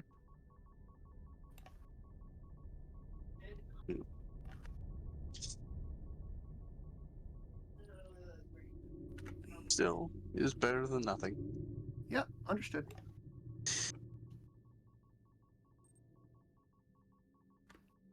And thank you for your patience. While you guys were doing that, it was the, unfortunately, as a DM, I was mildly unprepared here. I do apologize. So it's like, yes, while we've been talking, I've been frantically making a map in the background, Oh. which I will now be exporting in just a little bit. But yes, so from here, you guys, if you take a look, let me get the map up for you guys. I have returned. Before everyone leaves the base, Sinatra will go, all right, now don't forget your snacks, your Orange drinks. juice and apple slices. And... Yep, your ammo, any armor. Use the bathroom before you go, because I am not swimming through that.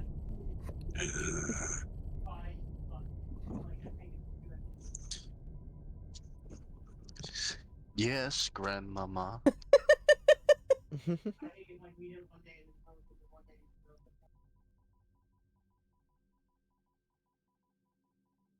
As she sits there and drinks another cup of coffee from the previous pot she brewed. Mm-hmm. There we go. That's where it is. All right. So here we go. Boop-a-doop-a-doo. Yay! It's a map! It's a map, it's a map, It's a map, it's a map, So it's a you guys map. will oh right. So you guys will be heading to this so you are here. You will be all hang here. Hold on.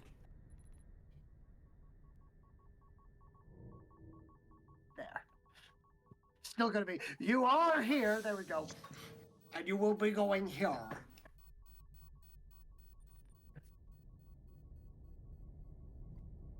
So there is at least that. All right. Hmm. I do apologize, but yes, you guys will be. It is going to be a 5-kilometer hike, which okay, 5-kilometer swim, I suppose, would be more appropriate for this. So you will be, yeah. You guys are all generally set. You have all of your equipment. Everything is ready there. I would like to bring up a couple of quick rules then. While underwater, the underwater effects for non-aquatic and non-amphibious characters are as follows. -1 perception. -1 to perception-based skill checks. Okay. -2 to speed and -3 to defense. Oh.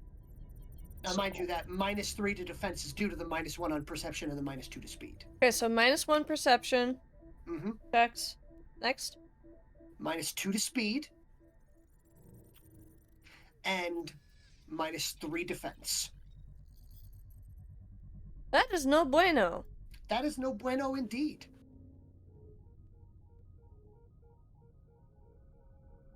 Okay. All right. Now, for Waylon, utilizing the rebreather. Mhm. Those penalties instead, you will ignore the perception penalty check. So Ooh. there will be no penalty there to perception, and the defense will only be -2. So it's -2 speed, -2 defense. Oh, cool. So, and Hanatra, Yes. as you have the minor mistake item, it's only -1 to movement speed and defense.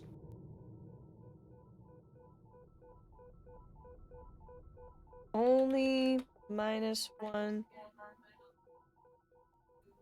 speed And defense. -1. So, now if you guys wanted to switch it around, you can switch as appropriate. But I am letting you know as such. She can't. She has to wear the bowl. Yeah, only one of them works for transforming. She must wear the bowl. The bowl. Do not worry, Ruben. I do recall that you threw an audience boost like an hour ago. It has not been used, as there's not been a single skill check since then, because as the DM, I've been enjoying Shenanigans. some delightful role play, which has been very nice. Hmm. If I might also point out, the penalties to those stats also apply to initiative. Yes, they do. Meow, meow, meow, meow, meow. Meow, meow. Meow, meow, meow, meow, meow. Meow, meow. As I just hear the Christmas meow meow from downstairs. Yeah. But yes, so there will be a lot of penalties going on at this point due to being underwater and not being aquatic. On the other hand, Vizier and Vatcon are just going to go, yeah, so what? What of it? Vakon gets more dangerous in the water. Yeah, as a matter of fact, you're right. Vatcon gets bonuses in water. Ooh. All right. And I am almost set here.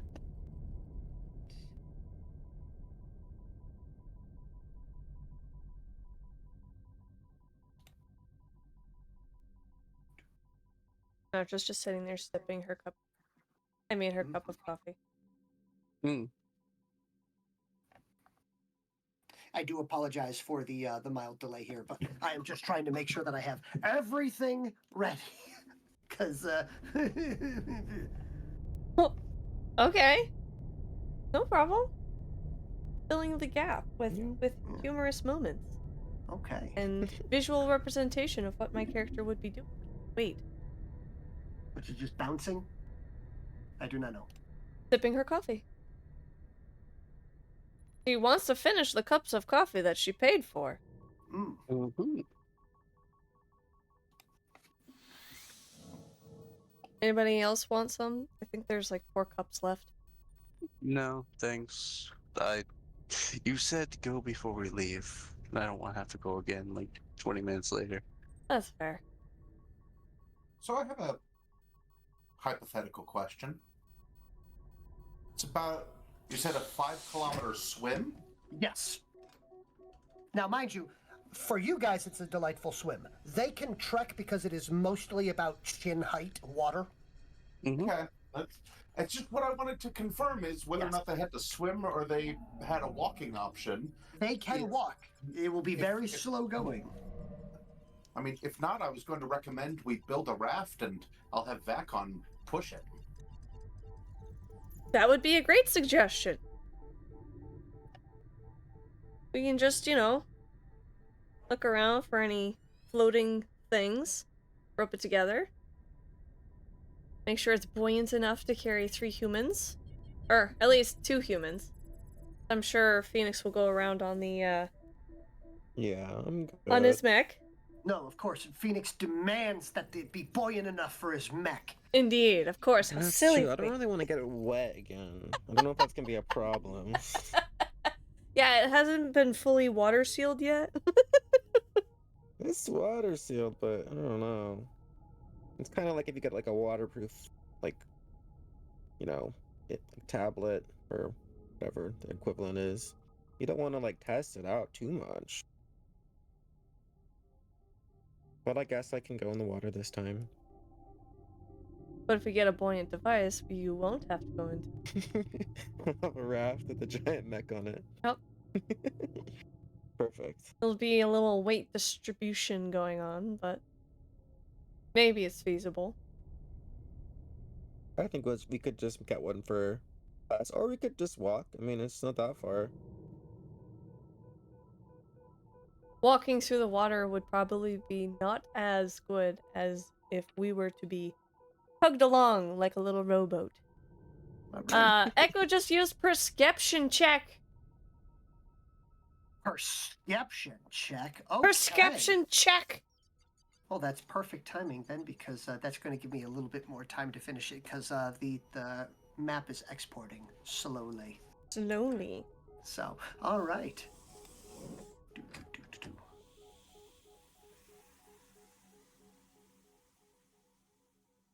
Could one of you roll me 3d6?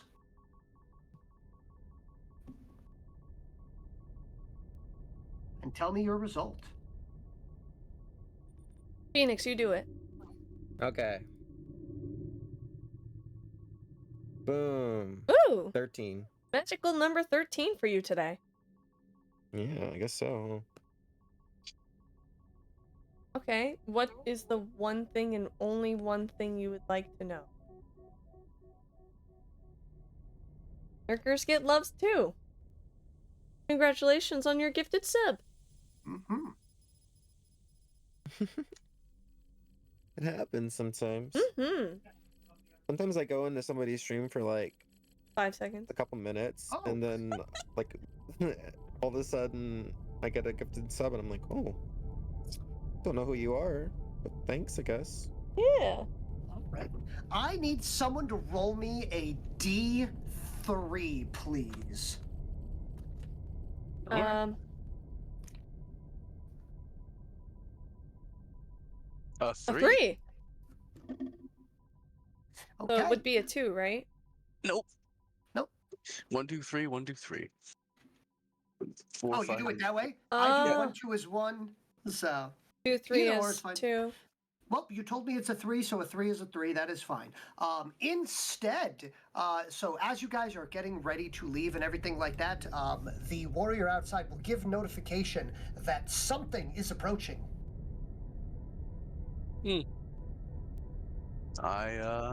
Specifically, a lot of somethings. I raise the scope of my weapon and I investigate as well. Please give me a detection check. Give me a detection check to go with your perception check. All right. 6. 17. Oh, well, Jeez. All right. Well, I don't get to give you a scare or anything like that. You see, no less than 4 biobeasts approaching. The reason you can tell that they are biobeasts is the fact that they are on average between 18 and 24 feet tall. But they seem to be moving in an orderly fashion. And as a matter of fact, they seem to be flanked on many sides by a multitude of individuals. And 2 of those biobeasts are pulling some large sledge of sorts. Sledge or sled? Sled. Okay. Sledge is still an appropriate thing, considering how big this thing is. But yes. So you will see this slowly approaching.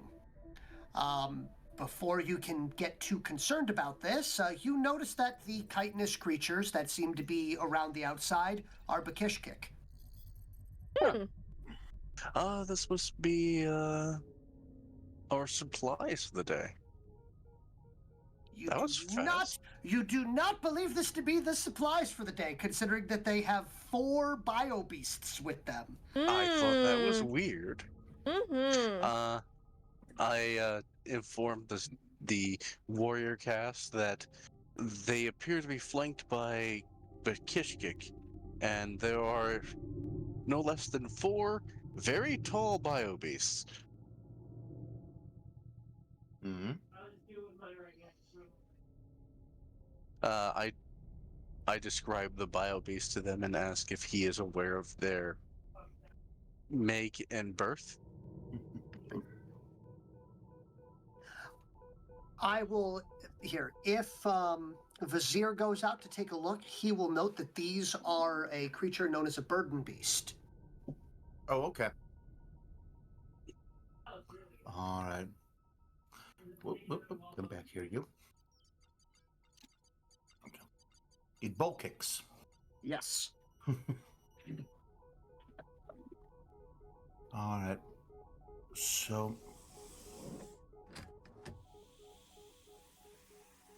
I will.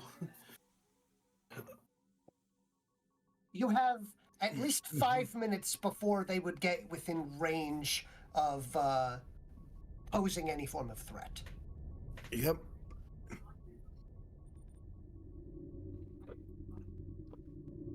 Let's see. It's burden beasts, and we're sure it's Bakishkik on top. There appears to be Bakishkik. Okay. They don't appear. Do they appear to be in any distress, or are they too far away for, definitely a non-native to tell?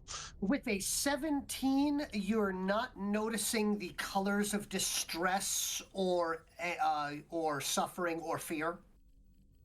Okay. That's good. Generally neutral tones. Okay. I mean, I will make a hailing attempt just so we are aware of each other. All right. Well, they do seem to be heading directly towards the research facility. Okay. So the water entrance? No. They're coming up the land entrance. They do appear to be coming from the... Hold on. They are coming from the same hex that the... There we go. Actually, hold on. No, you are correct. No, it is the water direction. They are heading... Here, please zoom in. Zoom in. Do. All right. As you guys were planning on heading to... Oh my goodness. Here. Is this square, right? This square. We're heading to this square? No. This is where they're coming from. Okay. Oh. This is where we wanted to go. Yes. But they this are is coming where from this we direction. are. Okay. Yes.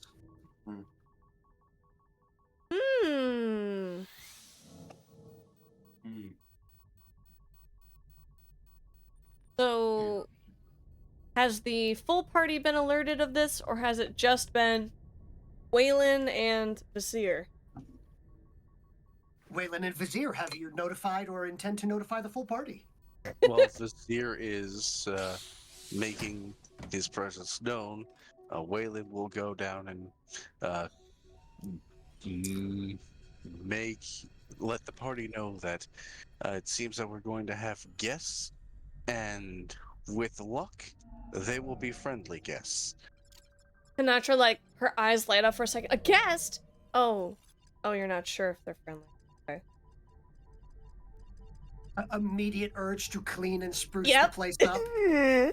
Absolutely. I knew where I was going. Absolutely. I don't even have the good china out. I don't remember the last time I swept the floor. Was it yesterday or 2 days ago? Maybe I didn't. Maybe I need to do it again. I don't know. So, as this is occurring, Vizier will make himself known, and it does appear as though a swimmer is sent out in front. Okay. So, this individual is a Bakishkik worker of the worker caste. Yep. And will introduce themselves with an appropriately standard greeting of not themselves, but the fact that they represent the interests and are here to introduce Tratir. Okay. Is there something I would roll to know who that is? You can, if you'd like, you can give me a basic intelligence roll on that. Very well. So, Intelligence is 4. Mhm. Can you spell that, please? TR''TYR. Okay. Tratir. Total of a 12. Total of a 12. All right.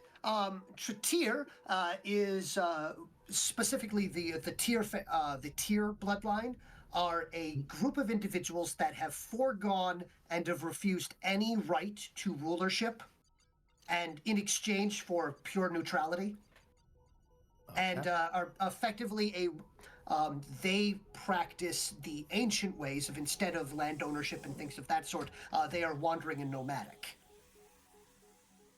Well, that fills me with some more. That gives me some better feelings.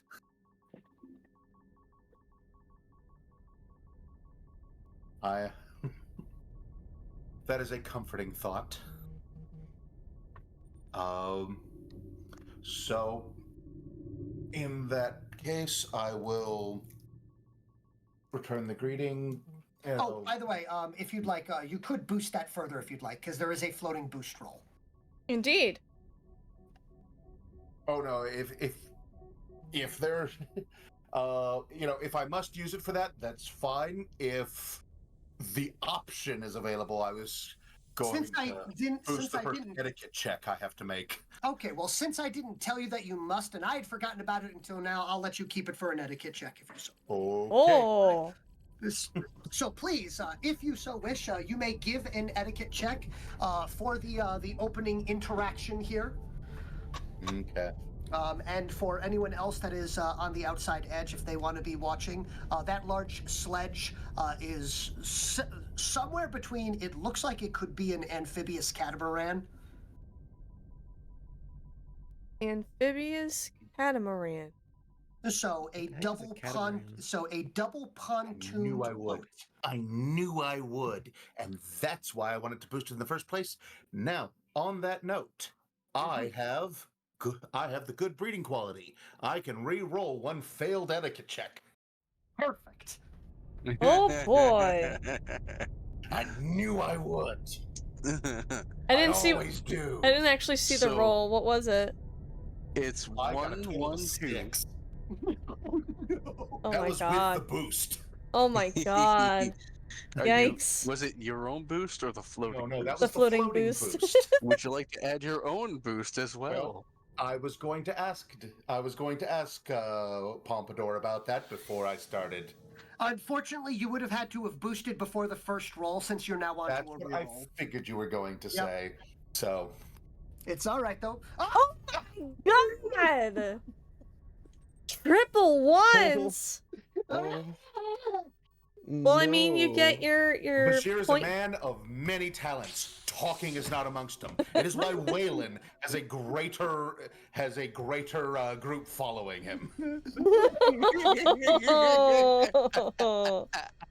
Oh my gosh. Well, at least you get your feet point back, right?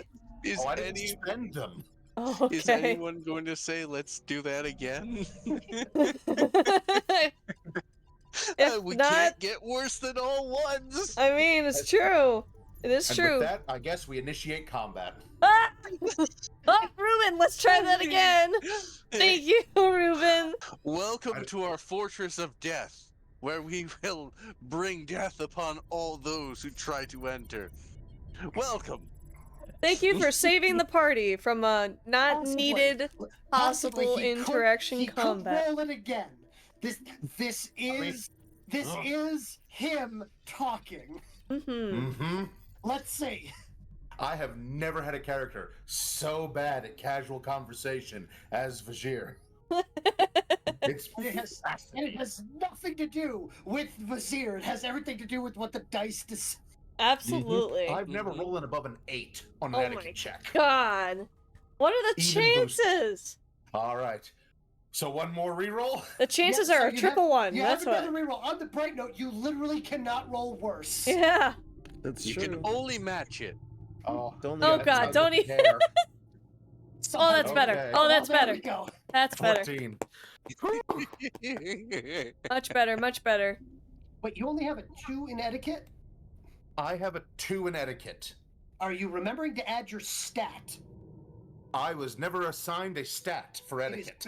Etiquette is based off of how you are doing it. If you are doing a commanding presence, you would use your command. Your command stat. If you're attempting to magically influence someone or utilize your actual your interspecies pull, you would use your arc score. If you are attempting through basic regular interactions, you would use your intelligence. You could also be used duplicitousness and trying to read a room before doing it, and you could use perception. So it's how you decide to do it. Heck, if you wanted to be, Alex Louis Armstrong and your etiquette check was check out these guns, you might even be able to do it with a strength check or a physique check. Wonderful. All right. You don't mess with the gun show. The gun show messes with you. But yes. No, the most I would be doing is based on my ranking. Okay. This is a character stuck in his ways. All right. So we'll say then we'll just have base intelligence on that one. All right, so let's add another 4 then. Okay. So here. That's better. I will throw that in on my etiquette check going forward. Okay. Very good. I will also add a note to the etiquette check that I don't get to add that against humans.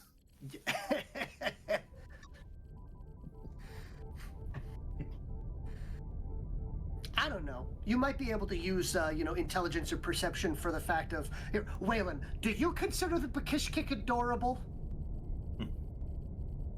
They're not hideous. Well, there you go. So it might work.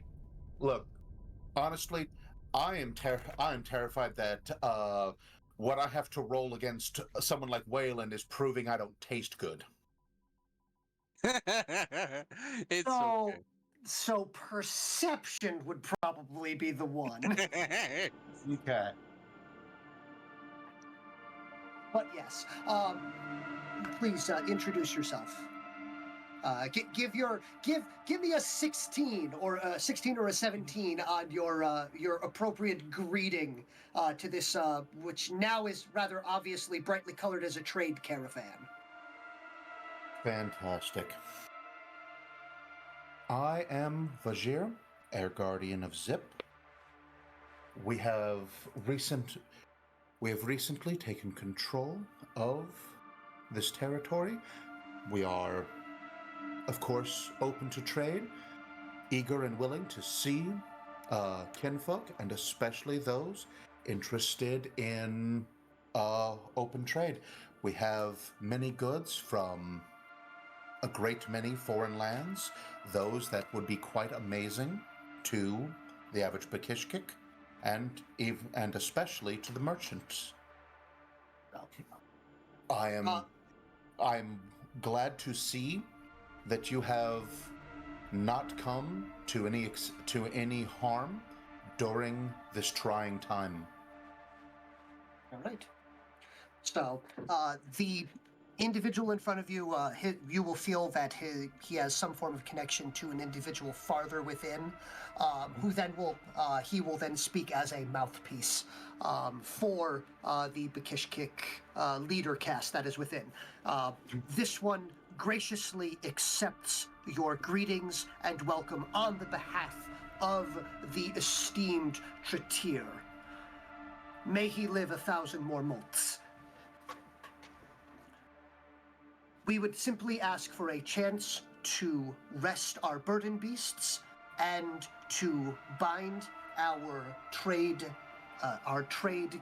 catamaran, our trade raft, to this location for the time being, so that we may enjoy and work together on this most glorious exchanging of goods, knowledge, and news. Absolutely. Please feel welcome. Very good. So he will stand straight for a moment before the caravan will begin to move forward and will dock itself on the outside of the massive tree. Okay. And now I'll explain it to everyone else. Yes. Oh. So we do have guests. Oh no. Starts to insert panic cleaning mode initiated. Were you able to clean the poop room? You know, I gotta check it again. And she just starts like running around, like she has tied her hair back, and she has put on her cleaning gloves. It is just a blur of motion as she frantically tries to clean as much as possible of the entire base. Please give me a perception check. Sure. Detection check, sorry. Detection check. Yes. Detection check. Detection check. Turning to Lieutenant Phoenix. Mm-hmm. Yes. Is Hanatra well? That's a just how she 14. gets sometimes. You're out of lemon pledge. Oh no. Oh no. Do we have the conversion Seems- thing? I We need have more this cleaning thing called supplies. anxiety.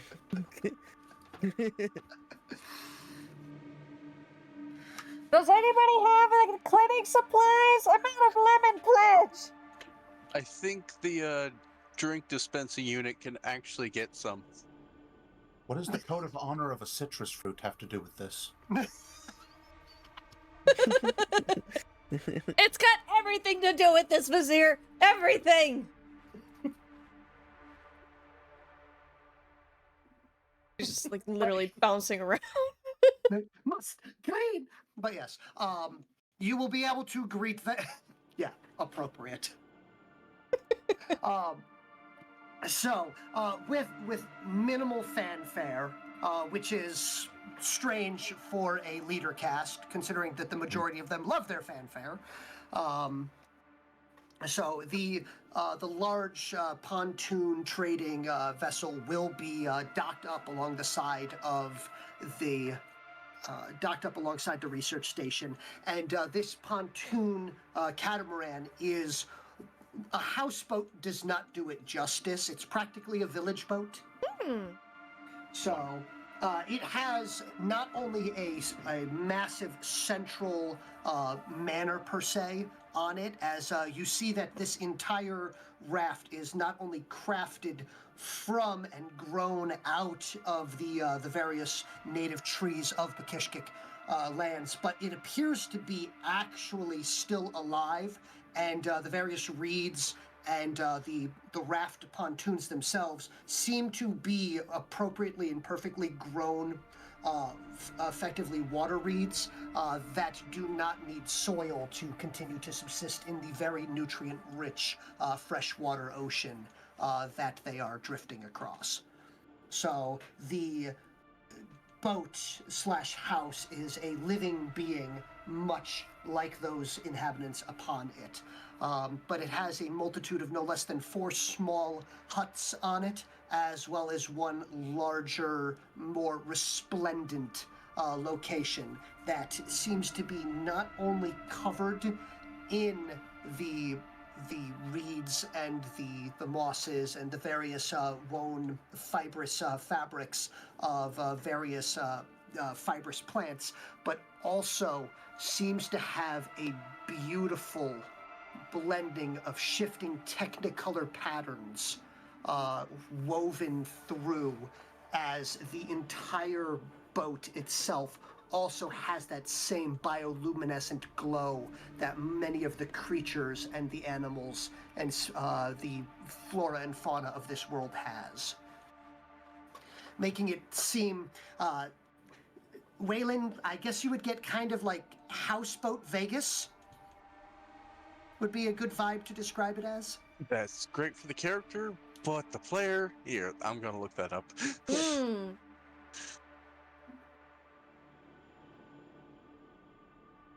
Again, I want to confirm that there's no horrifying background noise at the moment. Nope, you're good. Okay, good. I've lowered the sensitivity on my microphone. I just wasn't sure because there's a lot on my side. You're good. Thank you. Yeah, that's fine.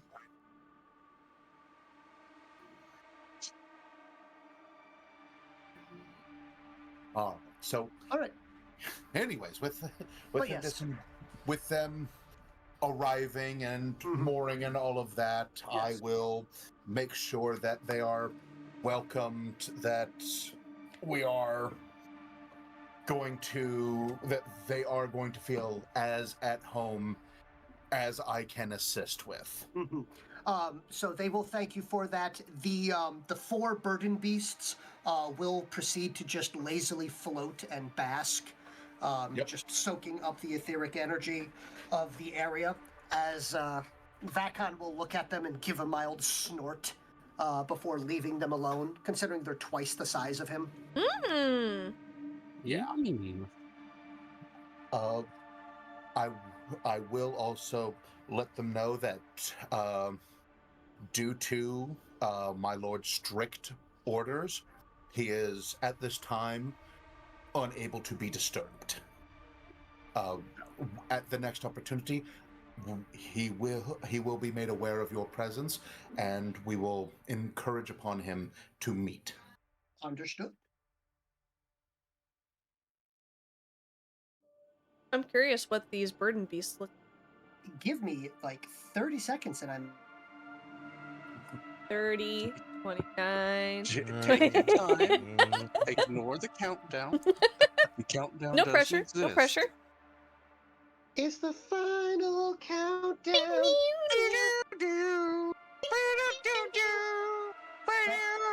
that lined up a little too well.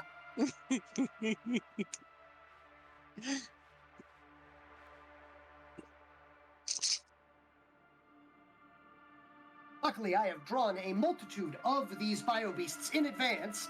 I just didn't think that we were going to get, and a random trader arrives immediately. So, excellent job on that perception check there, as you have thrown, it's like, yes, and now we'll be ready for battle.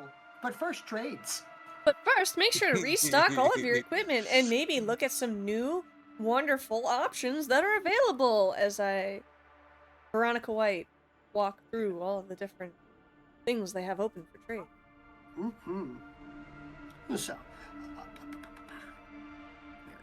Space cadets. I am posting it, and then we shall have it. I think. Okay. I'm bad at this. Ladies and gentlemen of the audience, I do apologize. For those that do not know, I am not technologically savvy in the slightest. And it can get to be quite comical sometimes for folks as they watch me fiddle around and bungle my way through everything here.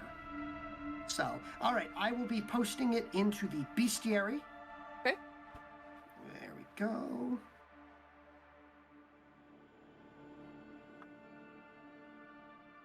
There we go. It should be popping up right now, with a tiny little size comparison for the nearby individuals. Loading. Audience boost! Thank you so much, Renova, for the audience boost. That audience boost is going to be probably very useful if they decide to do any form of trading or anything of that sort. Especially with Vizier's previous etiquette scores. And Which here, means that you'll actually be able to deal directly with Tratir instead of with the mouthpiece. and here we have a burden beast. How big is it, you ask? That's a person. And a Bakishkik? Yes. Oh, that's huge. That's very big.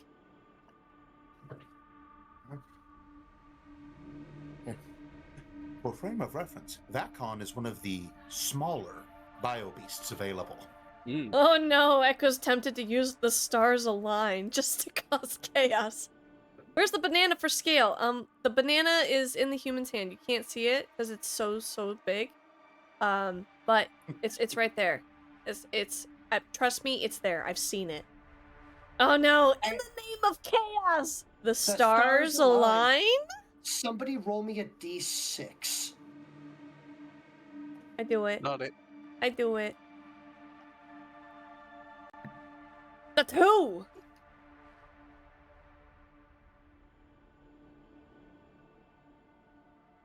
Okay. Chaos indeed. Oh boy! So we're going to deal with the interaction of these individuals first before that particular shoe drops. Shoe drops? I thought it was if the shoe fits.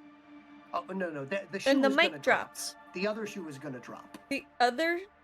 Who dropped the first shoe? I thought it was a shoe-in. All right. But yes.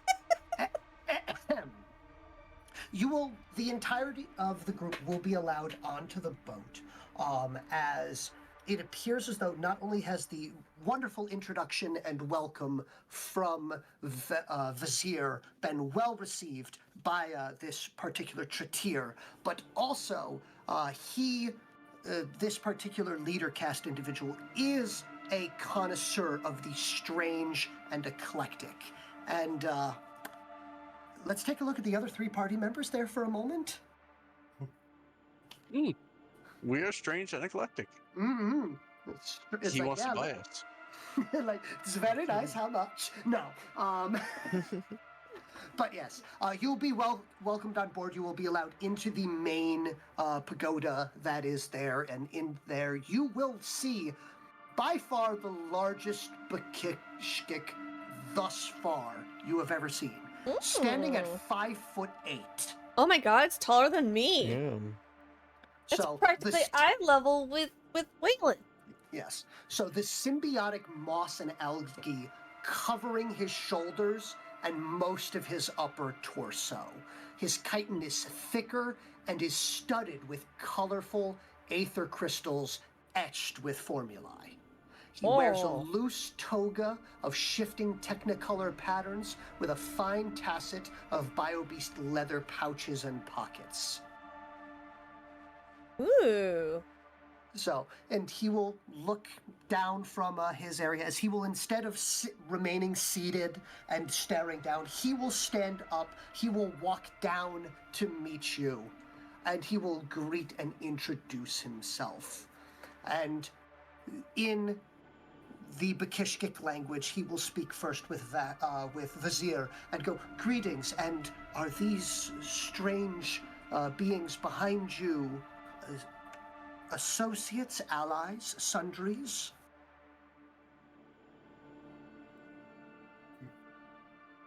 You just see Hanatra still flailing around, trying to clean as much as possible in the background. Oh no! Oh no! Oh no! Oh no! Waylon has his cards ready in case he needs to talk.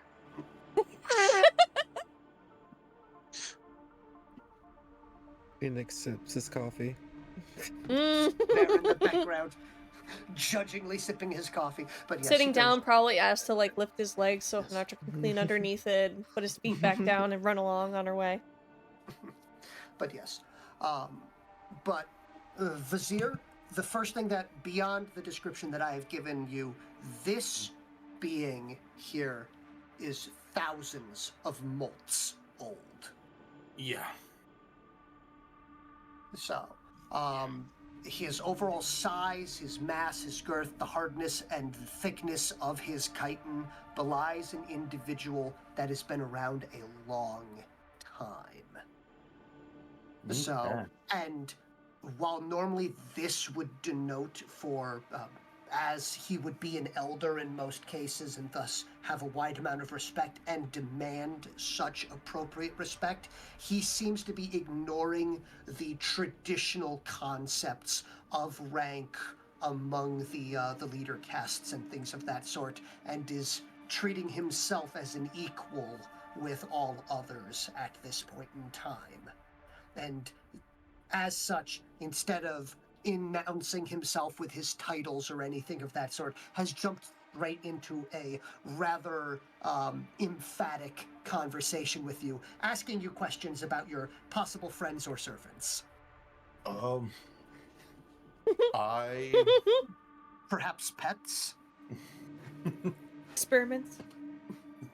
no our bio beasts are kept down below. No, they are allies assisting us in the fending off of the newest invaders. Yes, the Trill. Those that came from the skies in their dark eggs and have ruined many of my trade agreements. Yes, they too came from the skies. They wish to assist us in righting the wrongs done. Understood. Well, I if believe they them have... to be some. I believe them to be some form of ancient enemy. Well, the enemy of my enemy is the enemy of my enemy and nothing more. But that does not mean that you cannot become a friend with them. But yes, where are my manners? Are they capable of speech? They Waylon surely are. And with that, I will try to drag Waylon over. Try. Waylon has been there, The Okay. whole time.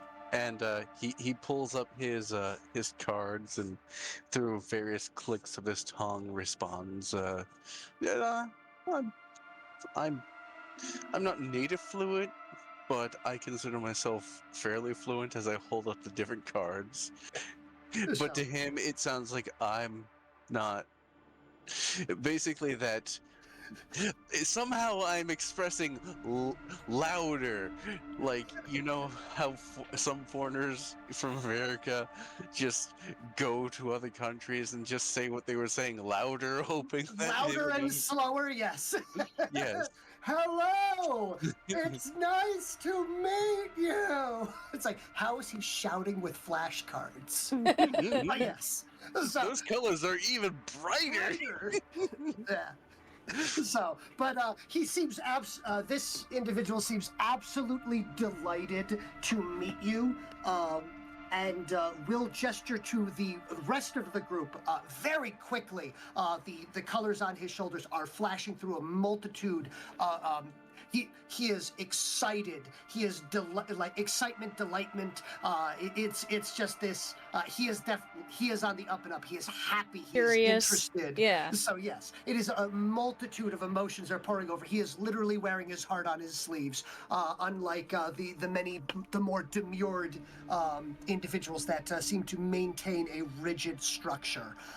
As a matter of fact, the Technicolor robes that he is wearing seem to actually pick up and blend in and take those colors as he is talking. So his entire outfit seems to be strobing through his emotions as well. Be right back for So- a second. Yeah. So he's absolutely fascinating. It's always a delight to meet someone new stories, new conversation, new news. Do the rest of your individuals speak as well, or is this something that you've had to learn over a long period of time? I may be able to mitigate the issue for a short period of time, with your assistance, of course.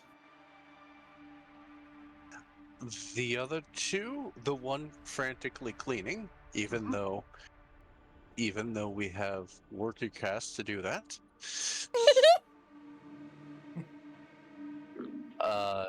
she cannot. Neither can the one with the bright colored hair. You would not know it as hair nor fur. Head adornment, maybe? It, especially special evolutionary chitinous protrusion that does not act as chitin. And you're like, oh my goodness, just cycling through the words you know. It's like, Yeah. he goes, there is no need to worry. If you are willing, all I would need you to do is, as he holds out a hand, and almost in perfect timing, one of the other worker casts will show up and hand him something, and he asks, simply place your hand here for a brief period of time.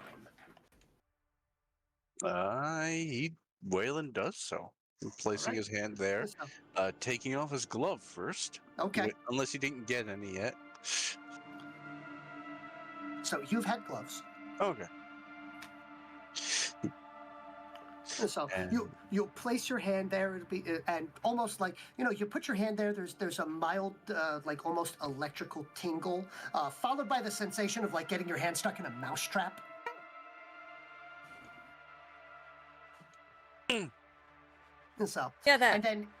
and then it will glow and it will shrink down to the size of I'd say almost a golf ball. And so where he looks at it and he gives a nod. And he observes it for a period of time, and then pops it in his mouth and chews thoroughly. So, and the upper eye seem to be looking outwards as he seems to be contemplating while slowly mulling over and chewing this, like, almost like, this is an interesting flavor sort of thing. And then in near perfect Terran, he goes, can you understand me? Yes. Yes. Oh, so As he she claps. stops cleaning for a moment and pops her head up. Yes?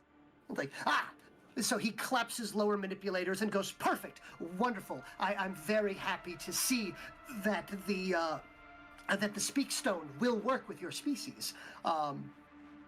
My apologies on this. It's always interesting to see whether or not the ancestral formulae will work with new beings. But yes, it is a pleasure to meet all of you officially. I am Tratir, a tradesman and wanderer of the Tyr bloodline.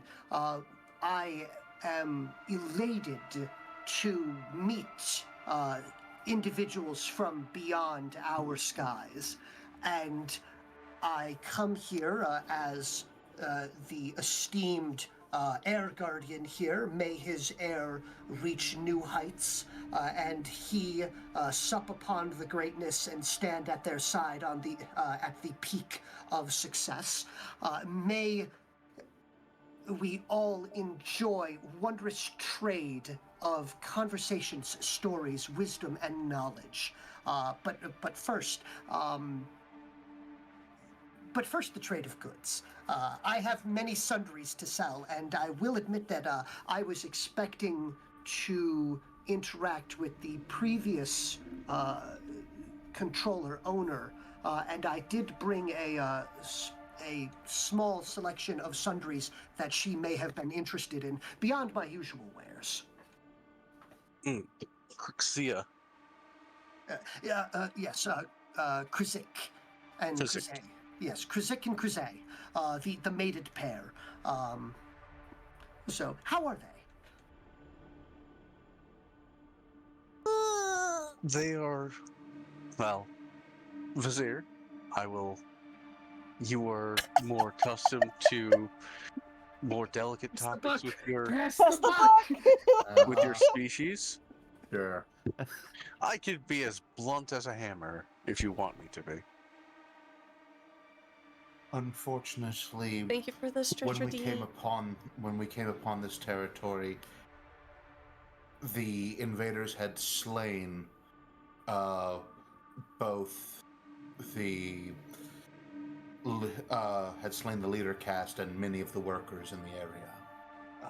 is truly a shame to lose one of the leaders. Brute, may they re-enter the cycle and return anew, mayhaps blessing a worker caste with the uplifting. We certainly do hope. The Air Guardian could not handle the news. Which is understandable and quite sad. So, the remaining workers, we are doing our best to ensure their continued survival and hoping that they do thrive, potentially being the source of the next leader. Mm-hmm. Very good. So then they were able to finally succeed in producing a clutch. They were. Then my last trade with them seems to have worked out quite well. I wish that I could have given them my congratulations, and this would have been a far more joyous occasion. But yes, on to other better and more uplifting conversations, such as trades and wares and things that I have for sale, for barter amongst you, if you would so wish. Certainly. What is it that you may be interested in? I do know that you said that your heir that you guard is currently sequestered somewhere, but I will be happy to remain for the next few rest cycles before moving on, perhaps aiming to move to the next major settlement. Certainly. But I can tell you that I have the majority of aether chemical reagents are available, with the exception of organic oils, acids, and toxins. They are very difficult to transport long distances, and they do not react nicely to my barge. Certainly. Absolutely understandable, but any sort of alchemical ingredients are of great interest to my lord. Very good, very good. And I am always willing and interested to exchange and barter as well.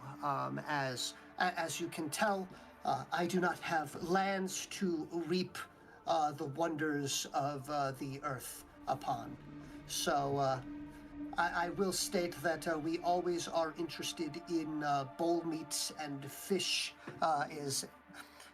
bull meat and fruit would be appropriate. I'm quite tired of fish. So, by the way, he is saying sploosh, but it is being translated to fish at this point in time. Okay.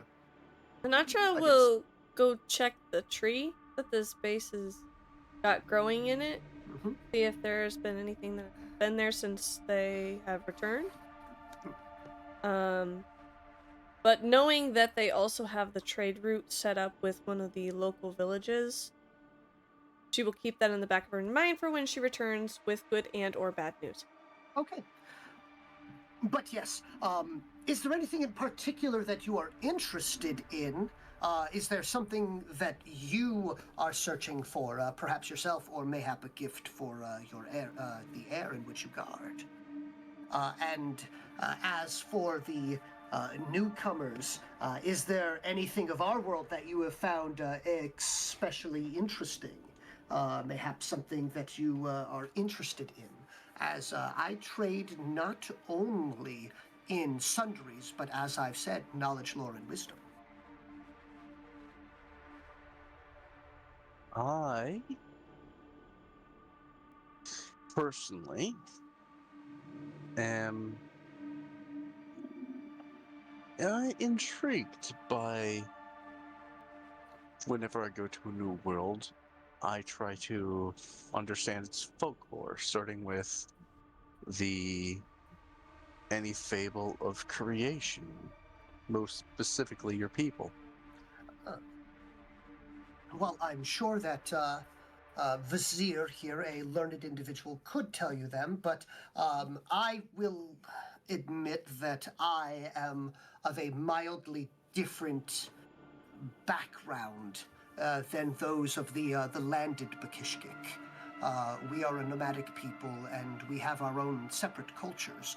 And while we do obviously believe in the cycle and the return to Aether that all others do, we do also have our own beliefs and our own practices as well.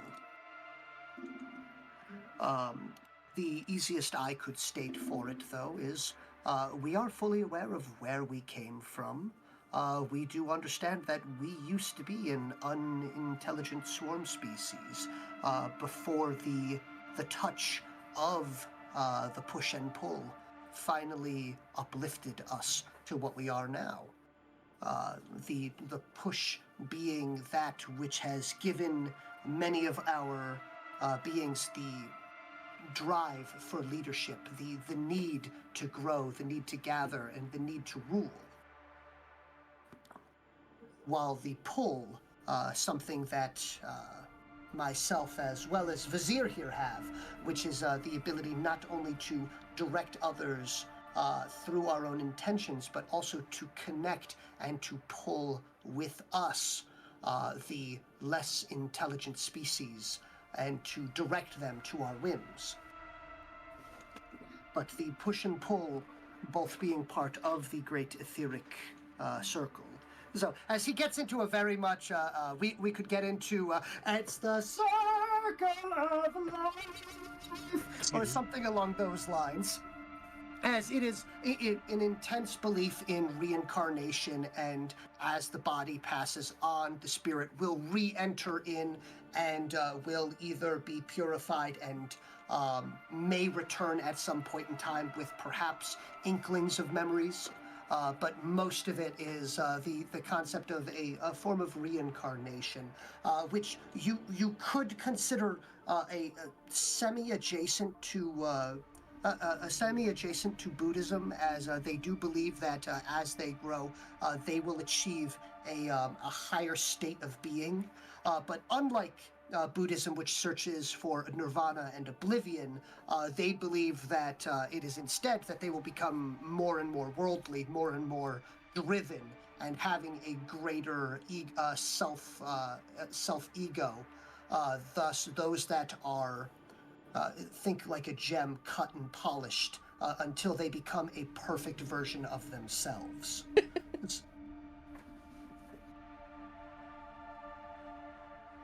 I'm laughing at Quinn's response. Huh. You'll hear from the background, "Oh no, we don't have any snacks!" It's like, I now understand why she is rushing around. Have you informed the other one yet that they do not need to play host, and we will stay here if it is a burden upon you? I don't think my words would get through to her. But I can try. I turn around and Waylon faces Hinatra and, tries to loom over her, gets her to stay still for 1 minute by holding up his hands. Hinatra, they're not staying for long. They'll be leaving soon. You don't have to play hostess. Oh, thank God, I'm so unprepared! Just kind of return to the rest of the group, and just her eyes are darting around everywhere, just thinking about all the things that aren't prepared yet. Hanatra, for some reason in the corner, you see that a hole has, you're not sure, it seems like one of the hydroponic vents has been left open, and there is a pile of what could best be described as Terran-based candy bar wrappers. What is that? Randomly left there. What is that? What is that? And she runs over to it. What is what? He looks into the direction that she Just a ran dotted to. line. It's just a dotted line of where she is. Yep. What?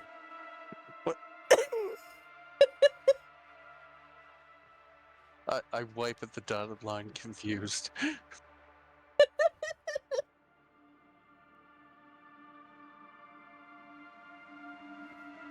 Yeah, yes. It's all right.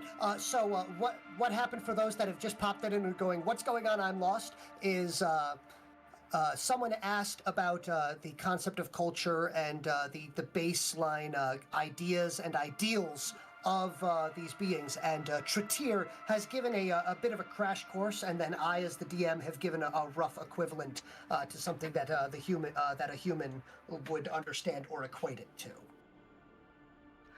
But yes. But other than that, he will then turn and he will look to Vizier and Phoenix Vanguard and the remainder of the group and go, well, I've given you a little bit. Now, as trades would be done, I must ask a little bit of you. The three of you seem to be of the same species, but there's such a variety between you.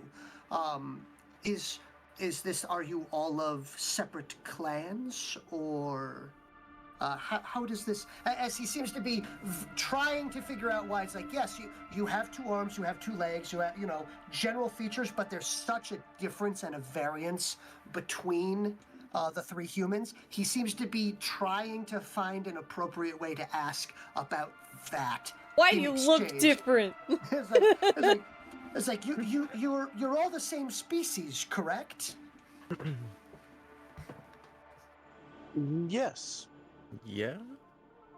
A lot of these differences are clothing type choices, cultural differences. Some of us have actually lived so far away for long enough that we took on different physical traits. But these are minor. A lot of what you're seeing as differences right now between us is mostly just aesthetics. For example, I don't like to shave nearly as much as Phoenix over there does, pointing to, as Waylon points to him. My musculature can be broken down and with use, but every time it heals back up, it heals stronger. So my frame is wider. In Nantra, Yeah. we are. I'm just explaining things. He interrupts you very much in a wait, hold up sort of thing, and then just the next thing out of his mouth is, your bones are on the inside. Yes. Yes, they are. We're also a sexually dimorphic species. So, me and Phoenix are the male. Hinatra is a female. So he looks between the group of you, and then he just goes, it's like, are you but the luster of the head covering of the one that you have stated as male along with you is so shiny and well taken care of. He's beautiful. It's just, he comments on the softness and the care that is done on the skin, and the slight blush to it. It's just, the high cheekbones and everything. And that just leads in and goes, are you certain? Yes. I had similar questions at the start.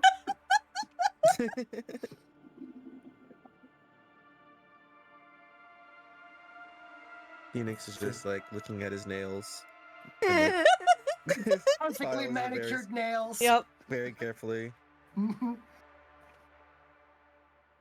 I will also point out there is a vast cultural difference between them and us. From what they have informed me, every single member of their race functions as a royal. Every single one of them.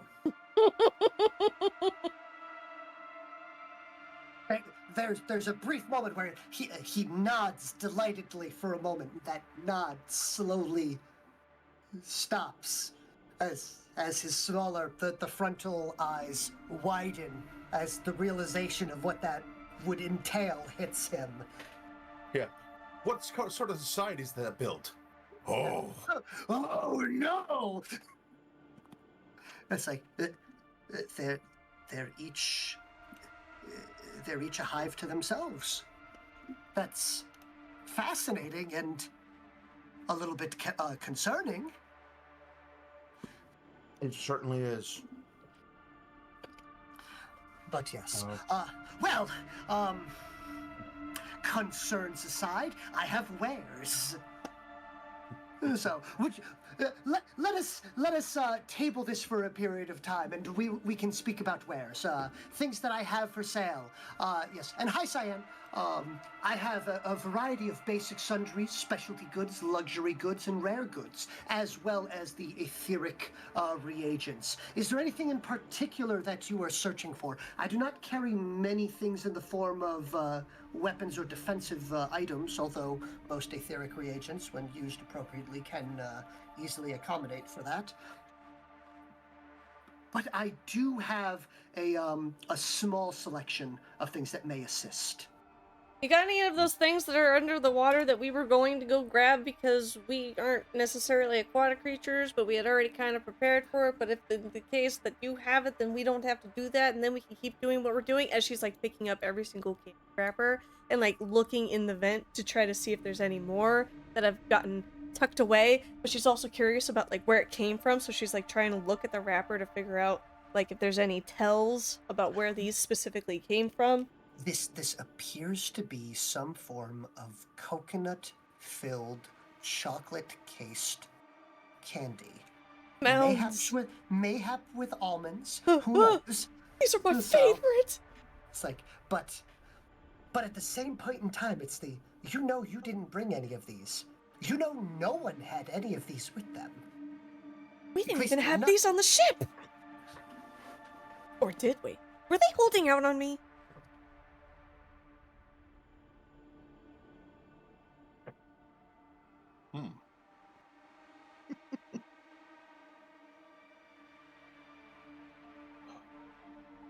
I'm loving chat right now. Yes, do you have pipe bomb for sale? Do I see these wrappers? Oh yeah. Well, before Hinatra can pick them up. Yeah. Supposedly. Just laying there. Hinatra just disappeared and started doing things, and I was explaining, sexual dimorphism to an alien that is horrified by the fact that not only are our skeletons on the inside, and I will not crack any of my limbs because last time I did that, I got horrified reactions. Indeed. And that he is confused that Phoenix is not a female. Oh. And the fact that, some males in some species do look pretty in order to attract, potential mates. That I have described myself as a basic male seems to have confused this merchant. Yes. So I understand his confusion. That and his horror with every one of us seems to be a royal. Yes. But yes, and said trader is currently doing his best to get things onto something that he has a control over and not let his mind wander off. As you can see, the colors of concern are slowly fading away from the shoulders and flaps on him. Hinatra will return to the rest of the crew, showing Phoenix and Waylon the wrappers that she has collected. It's going, you guys didn't get any of these on the ship, right? Like, I tried to get these. I couldn't get them. Did you guys get any? Is she actually holding wrappers? Yes. Yes, she is. Oh, okay. As a player, I was like, oh, you must be going crazy. Yeah, it's the mushrooms again. They didn't fully flush her system. Hallucination. Nope. Okay. No. It looks like whoever ate them greedily and messily because there's still like a little bit of chocolate residue smeared on the inside. Probably a little melted. Yeah, a little melted. Like someone had carried them in their pockets for a little while too long, and also, holy crap, it's humid out. Humid out. Yeah. What? We have an infiltrator. She'll immediately just like get really low to the ground, just like start looking around. She goes, Why? I'm gonna investigate this further. And she'll shift into her werewolf form, which I'm sure totally freaks Tratir out. That's fine, because she's now like, I'm gonna track whatever this is. She's gonna smell the candy wrappers and try to get a scent. She's gonna go over to the vent flap that has been left open, and she'll sniff inside there to see if she can find anything. You can easily smell the smell of Ooh, that smell! Yeah, Sorry. that smell is engine grease and mild body odor, and definitely chocolate. Chocolate! Chocolate! Oh, yes. Do not let her eat that stuff while she is in that form. Her tail starts wagging. But No. yes. No, bad grandma. Bad. Do not eat the chocolate. She just growls. Like snuffles a little bit. She walks off to try to follow the if you see scent. any of our food, do not pick it up and eat it, please. But yes. I've been made aware of that we are extremely resistant to what you consider deadly poison. Noted. Also, beyond that, when she shifts and runs off, there's not fear. There's a flash of surprise followed by delight and excitement as his smaller manipulator hands are kind of like happily just clapping. Mm-hmm. So he's just like, oh, it's like, and he excitedly looks he looks excitedly to Phoenix as well as Waylon, and then to Vizier, and goes, do all the females of their species do that? Are they mildly bio beasts themselves? So is it only a female thing? Are the males capable of doing that as well? Can you do that as well? I cannot. Phoenix cannot. No. It is not only the females, but we can elect to undergo certain procedures that will allow us to transform in such a way. Me and Phoenix have not elected that. A matter of fact, I am the most basic human here. Basic human. Because I failed at math, or what others would call etheric attunement and thumeric study. Understandable. It is all right. I do apologize. By the way, Vizier, my apologies for speaking out of turn and requesting more information. As appropriate, please, is there anything that I may bequeath to you as payment for the information in which I have just garnered from them? Simply keep.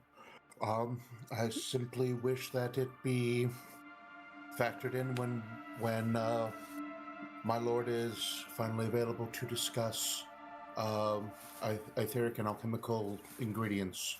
Noted. But yes, I have a variety of sundries for sale, and are you interested in purchase at this point in time, or is just simple discourse what you're after? I understand that you are waiting for your lord to become available. However, I would like to state and remind that I will be here for at least the next 3 sleep cycles. Excellent. And that is, I take great pains to be as self-sufficient as possible. It is a point of personal pride. And as such, I rarely need additional things. However, my lord does regularly make use of alchemical ingredients and is always on the lookout for new things to research. Oh, very so he is. So my lord is going to be the one who will wish to negotiate with you further. All right, very good. Well, in that case, I suppose then I'll be speaking with the lot of you then. Is there anything in particular that might be interesting for you?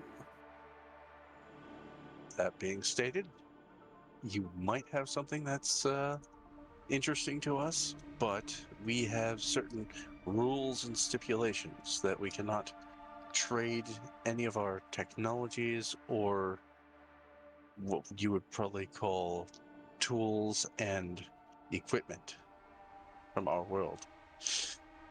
As such, once diplomatic talks have happened between your peoples with the freedom of the Pakishkik from the Krill,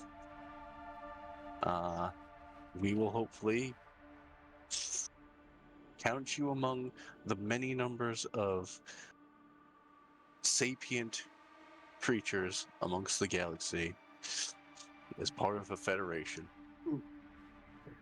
But until then, I must follow these rules and say we cannot trade any technologies with you or information on how to create it.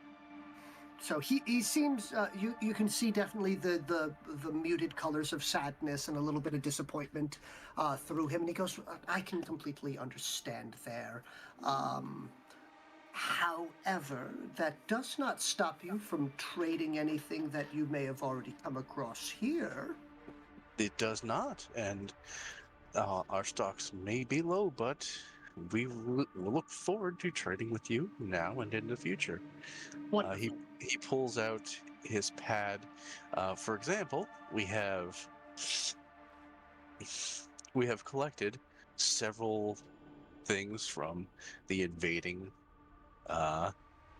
biobeasts, such as large serpent venom, their fangs, which could be crafted into a variety of things. Noted. So you do appear to have some organic toxin available. Very good. How is this? How about you tell me what you're interested in, or if you have no idea what you're interested in, I try to ply a few things at you. Well, as a fortress, we are definitely looking for things to keep this place safe and running. So mayhaps some Gig Tier Kicks resin compound. Do you have a Gig Tier Kicks in your employ? I call out Worker Cast. Anyone near me, please arrive.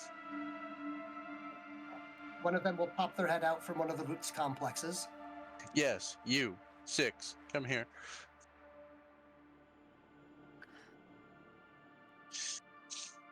Now, what was it you asked if we had?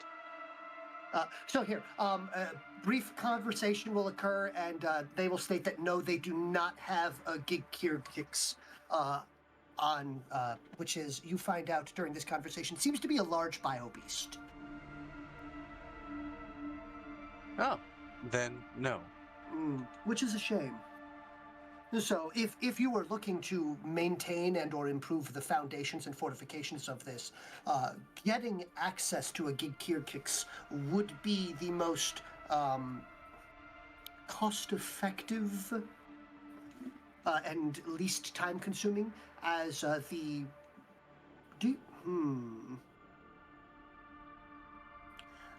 will allow Vizier to illumine you on how our buildings are made, instead of informing you and thus settling the debt currently. As I wish to make sure that the exchange of information continues. Then, is there a way we can put down a deposit in case you get your hands on one in the future? I have no Gig Tier Kicks available at this point in time, although I do have the resin compound, which would be mixed with their natural leavings. That answers a few questions for Waylon that he's been having today.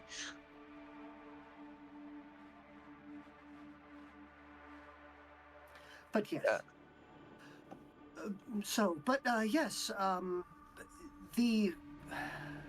what do you call yourself?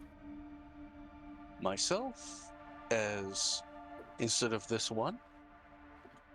Yes. I call myself Waylon. Waylon Hart. Waylen. Understood. And, but by the way, is Phoenix back yet? Yeah, I'm back. Okay, cool. I'm sorry. So, I didn't really he say is- anything because you guys were talking, so. Oh, no problem. A few things. There's been a lot of yammering and stuff like that, but he keeps going. Would you like to look at my goods? No, we want to talk. Oh, okay. Continue to talk. Would you like to look at my goods? I mean, Hanatra did ask Yes.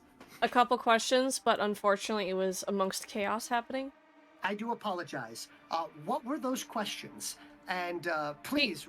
She had asked before she shifted and before she got distracted by candy wrappers in the corner with the open vent of their base, if they had any of the things that they were looking for that they were trying to go underwater to get.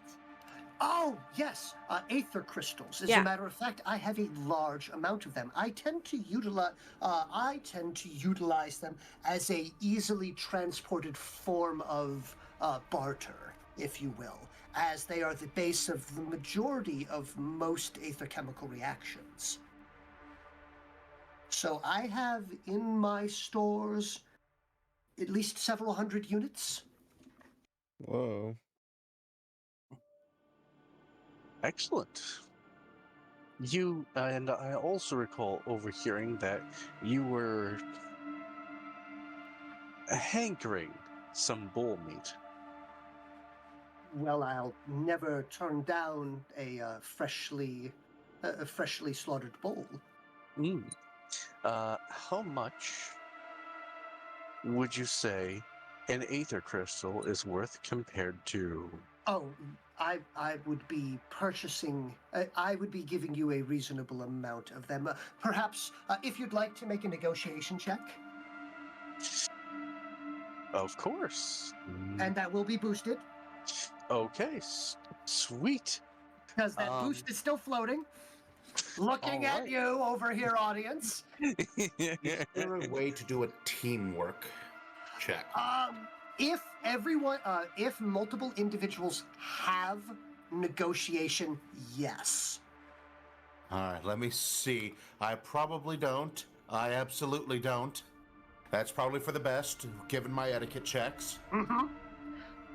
So, for future reference, folks, if you're attempting to make a combined skill check with this, what you end up doing is you will roll separately for yourself. You choose who is going to be the one that actually performs the check. Everyone else will roll first. And if they succeed on a certain DC, they get to add their total skill rating onto it. Not the full total, but their rank of skill, which is, in your case, for you guys, normally either a 1 or a 2 at this time. Okay. What stat do I add to my negotiation? In this case, it depends on how you are attempting to negotiate, which would be it is either intelligence or perception are the most common forms. I don't think you're doing strength, considering you, and I don't believe you're trying to browbeat him into a bad deal. Nope, I'm not. So how Waylon's negotiating is how I'm negotiating. I took the idea that he is I saw a product he was interested in, and I'm offering it. Okay, so your so choice.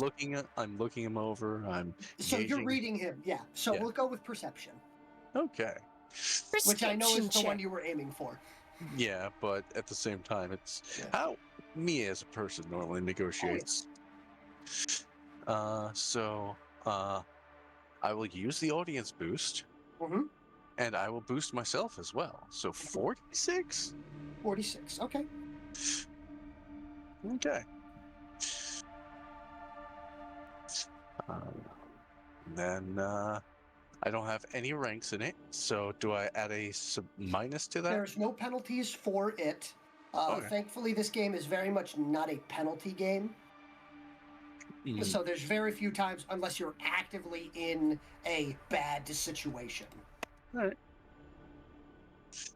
That is a total of 16. 16. Whoa! All right, very good.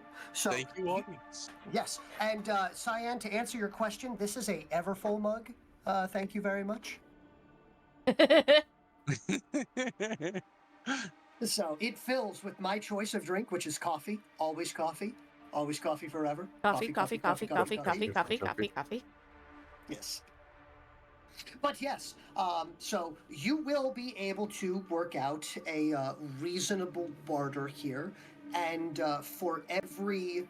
So you actually talk him down for a while, as he is unfortunately during this conversation, the equivalent of a stomach rumble will occur from him while talking over this. So a bit of a faux pas occurs there, but so for every the agreement will be for every 3 pounds of bull meat, he will give 1 aether crystal. Oh, okay. We're using. I look to. Now, I will also state if you're going bull meat, he will give you 1 for every 2 if you are offering the high quality. We only have the high quality. He does not know you only have high quality. Mm-hmm. He does not know that you have you specifically have slaughtered rutting bull. Mm-hmm. Well, then I will mention this. Oh, but this is high quality. These were rutting bull that we had managed to encounter. So, and there will be a brief flash of. During this conversation, you've noticed that his colors have become far more controlled during this. But there is that brief uncontrolled flash of, a multitude of emotions that he isn't able to keep a lid on for that moment. So, and you will be able to talk him into a aether crystal for every 2 pounds that you are willing to sell, and he will purchase up to. Let's see. Hold on.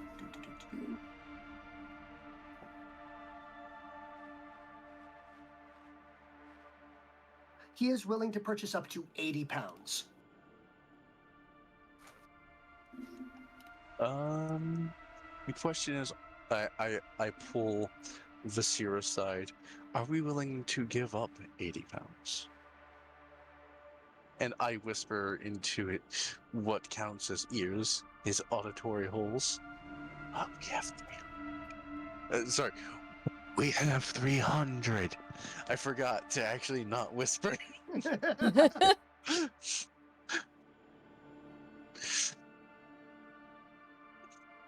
Vasir? Questions are being asked of you. My apologies, I was mildly distracted. Please ask again. I was asking if we are okay to give up 80 pounds of our 300 pounds of high quality bull meat. Because that will be feeding most of the Kishkik workers and the warrior caste here. We would simply have to hunt more. All right then. I go back to the trader and I say, so you're willing to buy up to 80 pounds? Then I will bring forth the meat. Where would you like it? So, and the fact that it's not even a now we need to talk how much is like, yes, we just happen to have 80 pounds of high quality slaughtered rutting bull just available from, yesterday or equivalent. It's like only a day old, haven't even preserved it yet, it's fresh. He is quite delighted with this, and he will have it brought in and everything of that sort. And he is, before the meat is even there, he has already counted out and prepared a delightful assortment of etheric crystals in a multitude of hues. So you may make that exchange, and he will happily take it here, and his worker caste will take it and move it to be prepared and taken away. Although some of it he seems to be having sliced thin to enjoy very shortly, as he is now giving you a little bit of free information now that the deal has been made on the fact that rutting bull is considered a luxury delicacy, considering the fact that to slaughter one of them, you are effectively denying the existence of an entire new clutch of bull. Mm-hmm. Thus, now not only is it etherically infused with far more of the appropriate. So it almost like here he describes it as effectively like pseudoscience umami flavor. And then as soon as he says that, Waylon just tunes out of the conversation because he remembers the fruit. So Then it will taste not nearly as good to him. yeah. So maybe. You don't know yet. You haven't had any of it yet. Actually, yes, you have, and it was delicious even to you. Remember when you bit through the tentacle? Yes, that was phenomenal. Mm-hmm. So, but yes, he describes it as such that it's not only based on flavor, but also on the rarity of the ability to harvest it.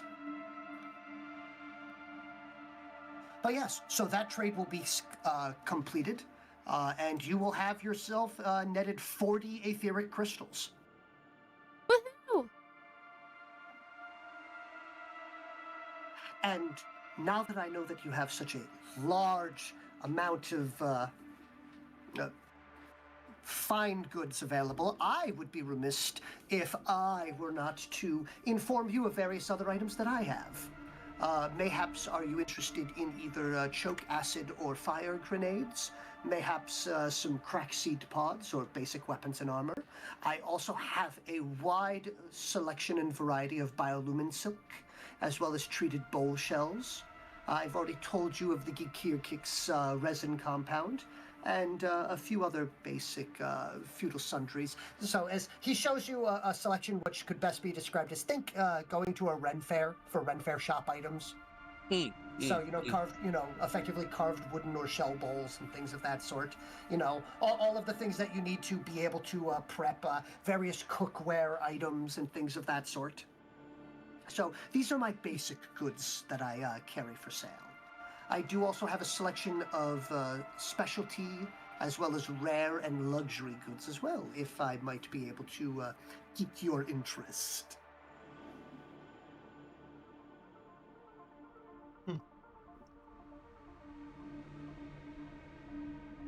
Is there anything that you might be interested in? Or would you like me to give you a rundown of a few things that I think you might be interested in?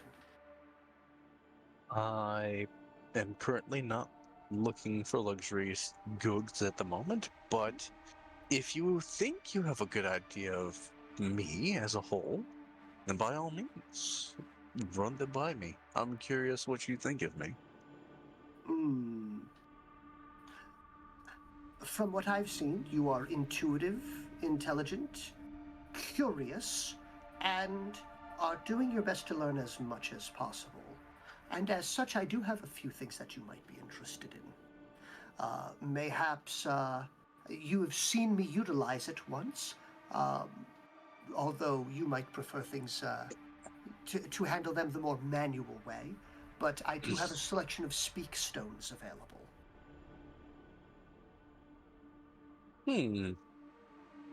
Speak stones, if pressed against an individual, or willingly or otherwise, and then consumed, will temporarily grant the understanding of that language.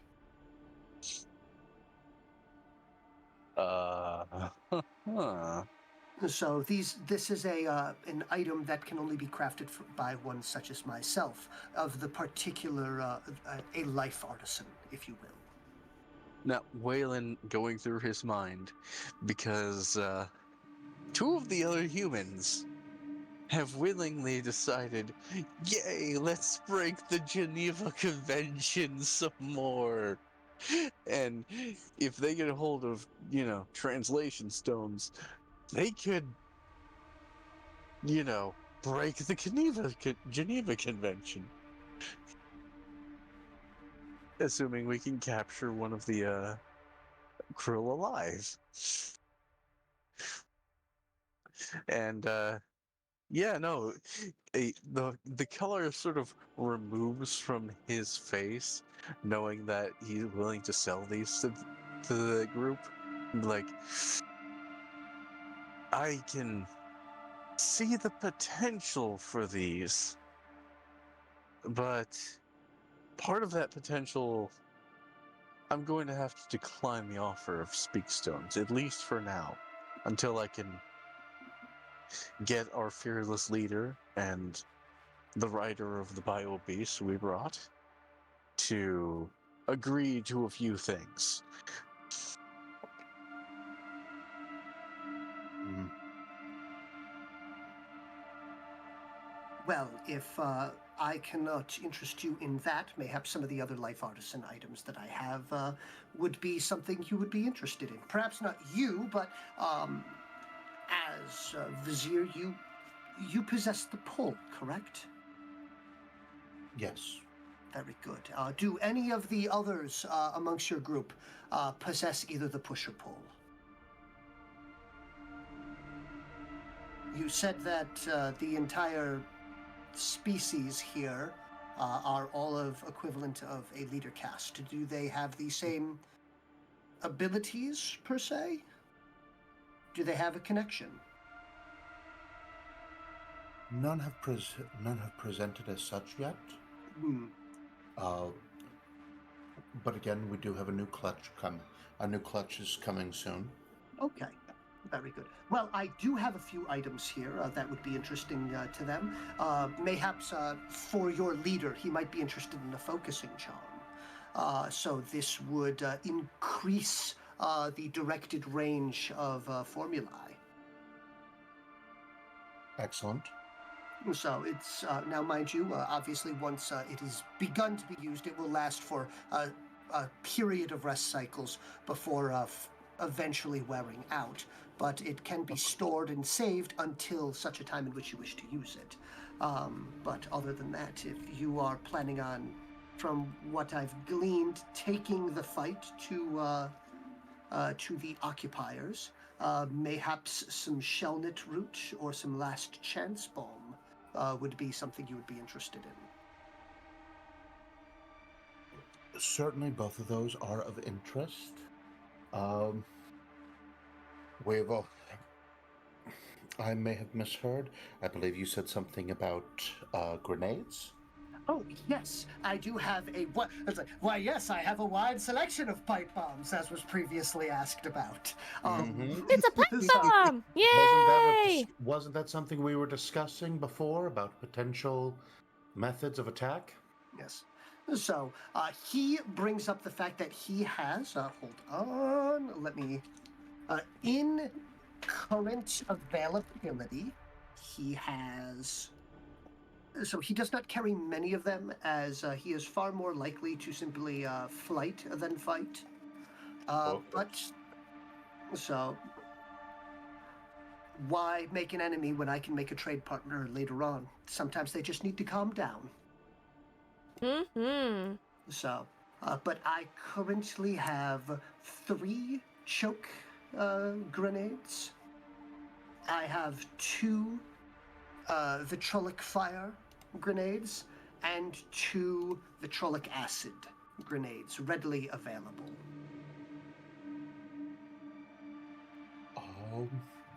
Now, they are relatively expensive, as I'm sure your leader is aware, as he crafts them himself, and the art of crafting them is triple the value of the ingredients that go in due to the required skill. Understood. But beyond that, if you were simply interested in the ingredients, obviously I can sell the ingredients to you if you know which ones you need.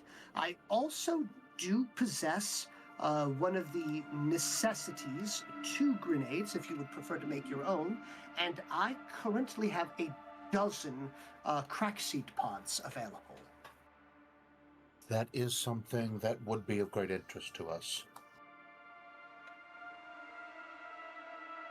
So that is something that you may be interested in. Very good. And I'm assuming then that the agreements and trades would be. You said that you wished for your leader to be involved in this. It would be improper for me to make deals without him. Understood. Well, in that case, are you perhaps interested in providing any gifts or various other luxury goods for him?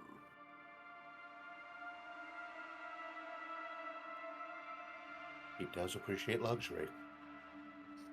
As do all leader casts, and I do actually have quite a good stock of a few of those. Mayhaps he would be interested in some fermented chick, or maybe some trich seeds. Mm-hmm. Perhaps some numclaw. Here, so Vizier, you're fully aware he is peddling drugs at you. Oh, yeah. Yes. So Waylon is hearing all of this and being like, this all sounds delicious. Oh yes, of course. Shock of shocks. Shock of shocks. Waylon thinks something sounds tasty. Yes. Well, considering the fact that he Waylon, does get open... that out of your mouth. Heart. Waylon, get out of that mouth, heart. No, not get out of the mouth. What? Waylon, get that out of your mouth. So, as There you a large what could best be described as a large scallop shell is opened up to show a very large and wonderfully dried selection of trich seeds. And to the humans here, even you can get that semi-sweet with a mild bitterness smell coming out of it, where it is somewhere between coffee and chocolate is the notes that it's hitting for you. Oh no, keep it away from Hinatra. Chocolate! And it's also coffee. Oh no. Chocolate! Oh, Mocha. Mocha. Yeah. Moco Loco. Yes, Moco Loco. But yes, the trich seeds. And he seems to not only be pitching these and, pushing them on Vizier, but he seems to be advertising them to Waylon as well, now that he's heard that, Waylon likes to put things in his mouth. So it's like, yes, they can be brewed, powdered, eaten, or taken aromatically. Oh, they're not food. Oh, no, you can imbibe them regularly if you wished, but where's the fun in that? I mean, a lot of fun comes in cooking. Cooking?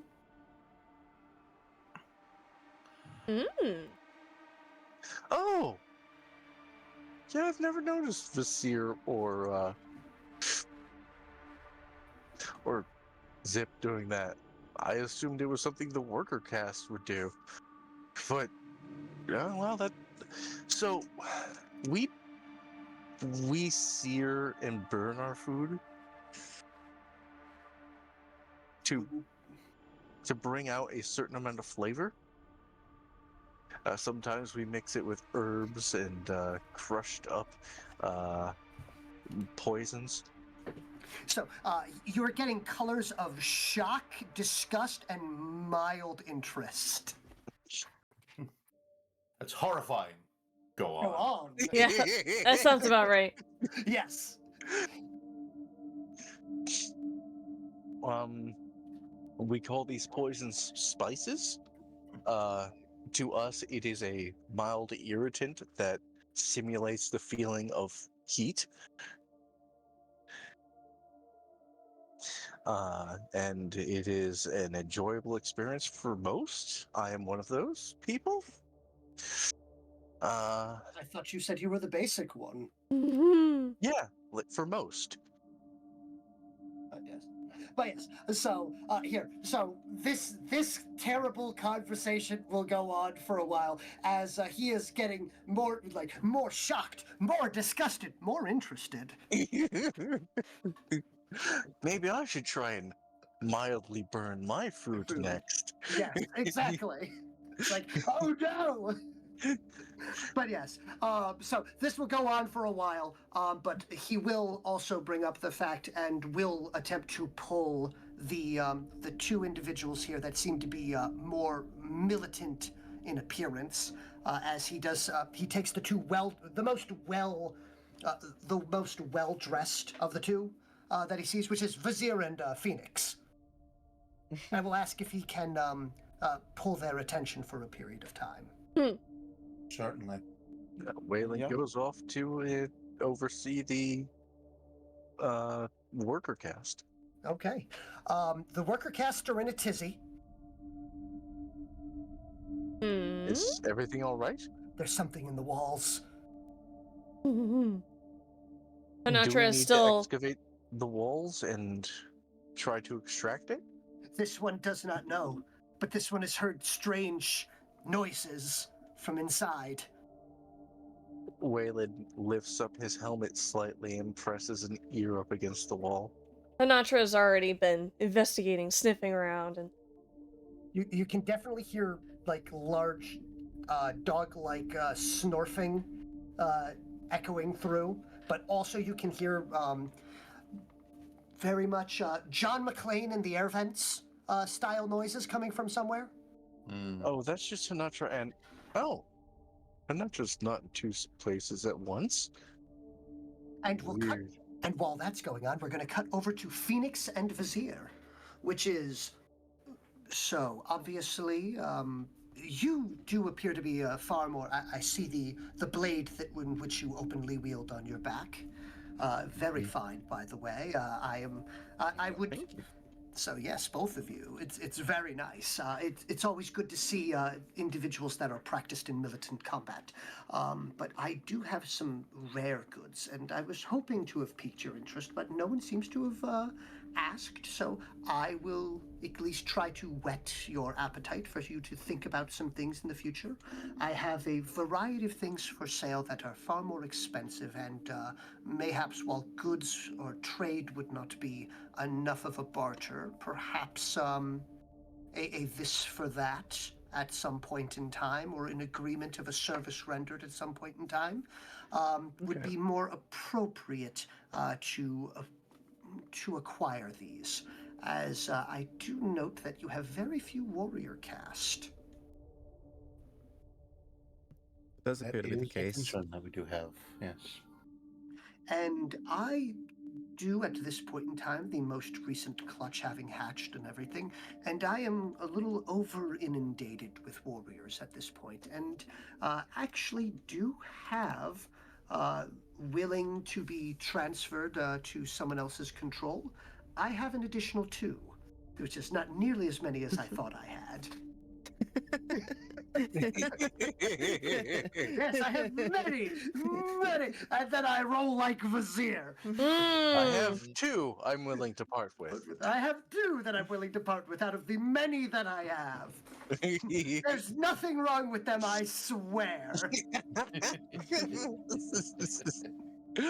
They just eat the most. Mhm. I see. But yes, but beyond that, there is obviously also information that I can, in my travels, I come across. Is there anything that you are interested in learning of the surrounding areas? We are certainly Um, interested in learning more about the settlements of Trill that are around. You'd, of course, know them by where you are no longer able to find your trade partners. Correct. And I have not been able to get into contact with many in the area, unfortunately.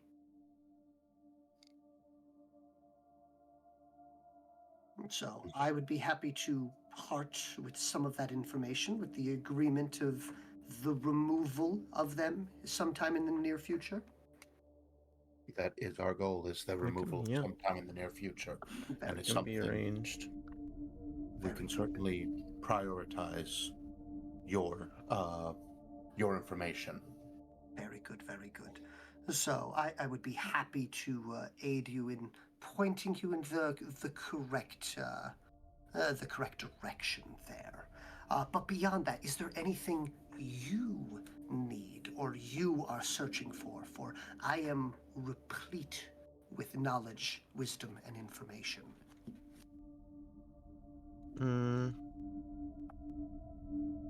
So, to the south, there is a difficult holding of theirs. It is why the use of grenades is something that interests us. We were trying to find a way to remove them or remove the fortress if we cannot get into the fortress easily enough. I would rather leave the fortress there so it's more useful. If you had some way, some method that would assist in their removal, that would be incredibly useful information to us.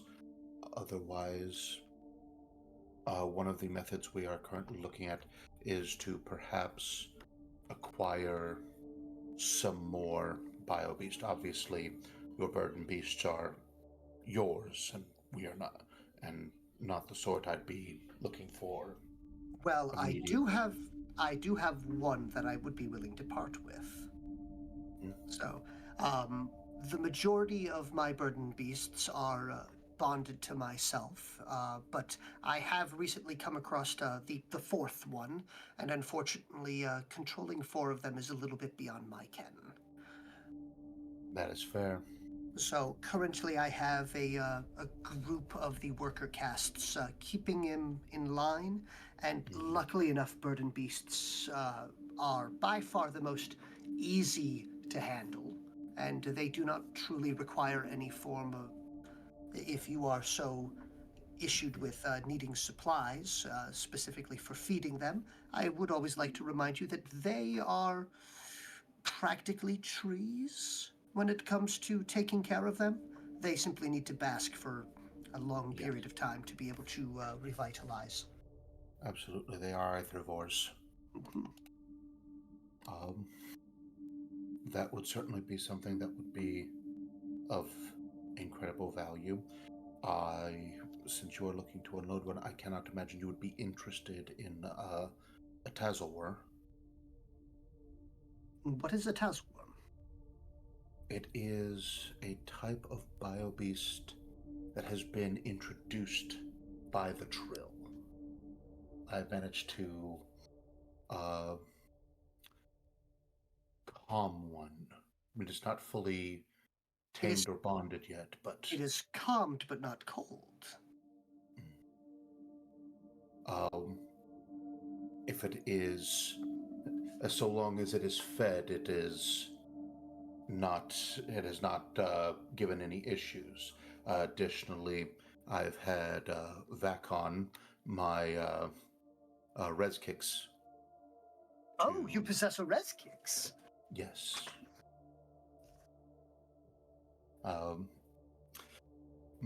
But yeah, yes. My res kicks assists me in keeping it in line for now.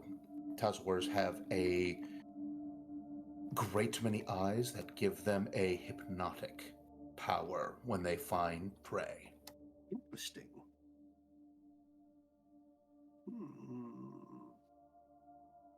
While I understand that you would have to wait for your leader for any agreements, I would most certainly be interested in that trade.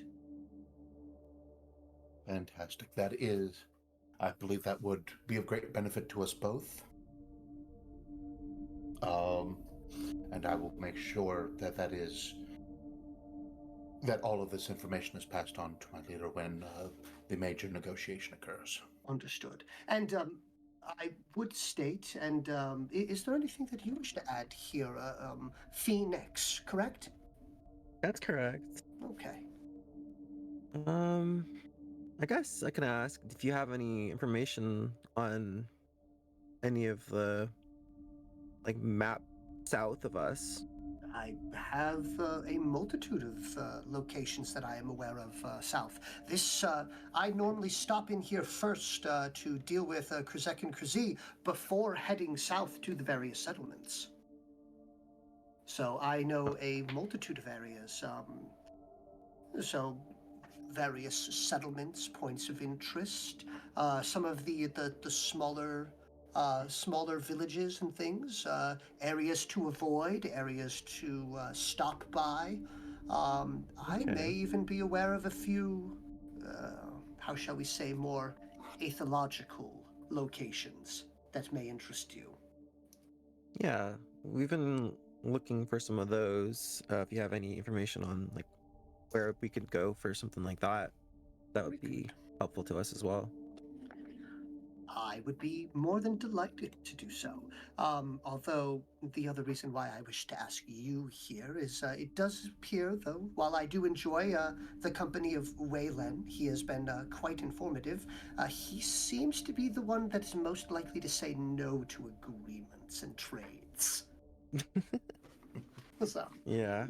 as shady businessman moment occurs, he goes, this one would be very interested in perhaps, while I could not take for any true technology, more of the written word. I would love to know more about your language and your language, to be specific, as while utilizing a speech stone is quite useful, I would prefer to be able to learn it myself. Okay. I don't really know how I could teach you language. What specifically do you want to know about it? Just how Well, to speak it? I would love to learn how to speak it.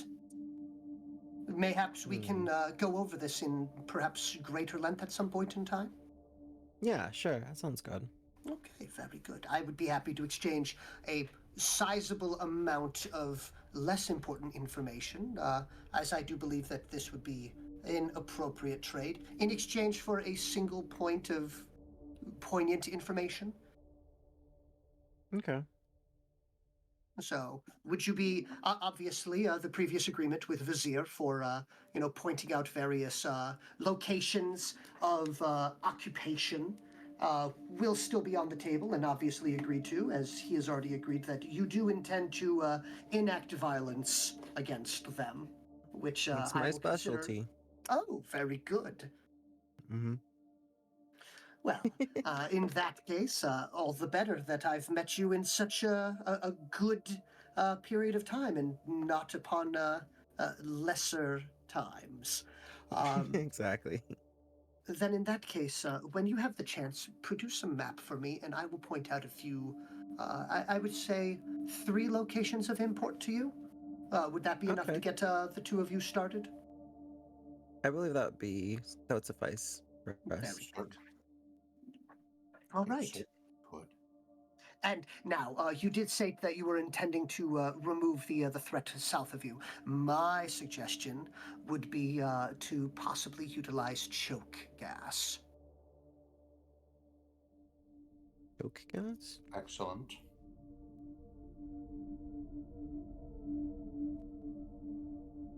Do you have choke gas? Oh yes, I have quite a bit of it for sale. How much does it cost? Well, that depends on what you're willing to Tell trade. me more. It's like I do apologize. I'm having issues with understanding this cost term. So, but yes, I would be happy to barter for a like amount.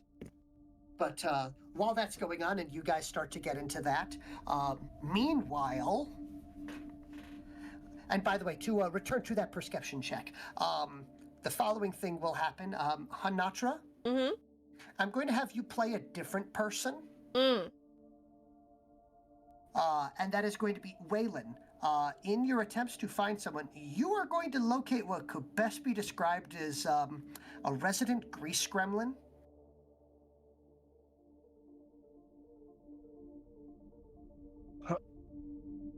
And by resident grease gremlin, I mean you will find a greasy, oil-stained 16-year-old girl. 16, I think 16 Yeah. or 14. Yeah, 16-year-old girl. No, So- no. She was 14. 14. Okay. Yeah. 14-year-old girl covered in motor oil, currently, climbing through the various hydroponics vents and leaving greasy handprints everywhere. So, first and foremost, Wayland goes, hello? I'm not going to hurt you. My name's Wayland. What are you doing in our walls?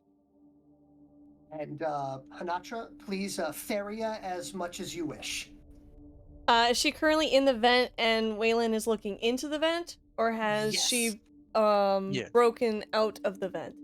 You are still in the vent. You'll never catch me alive! As she scurries off further into the vents.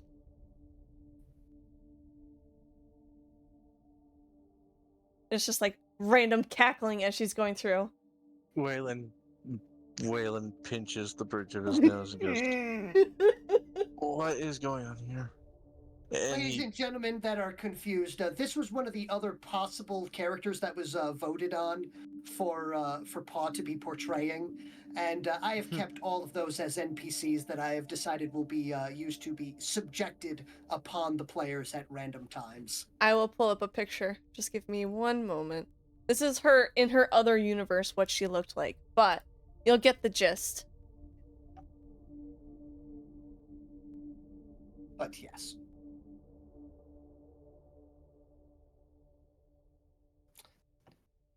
But for those that have stated, OMG, it is Tiny Tina, you are not far off.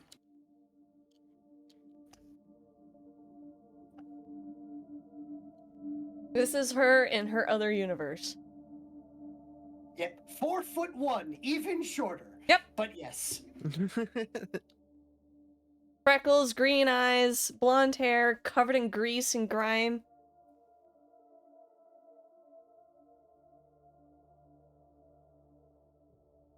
That's what's Veritable right urchin. now. Mm-hmm. So Waylon will look at the walls and make some educated guesses and shouts to the vent,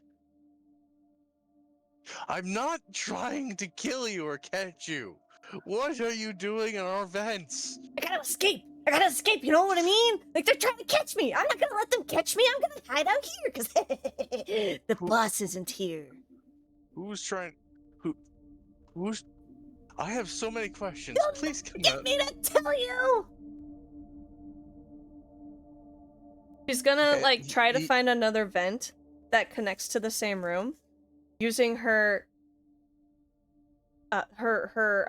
I guess you could say it's a feeling she has based off of knowing where part she has entered and the general gist of the room that she got into this vent with, and she'll pop her head out, eat another candy, and then continue on her way, dropping the wrapper.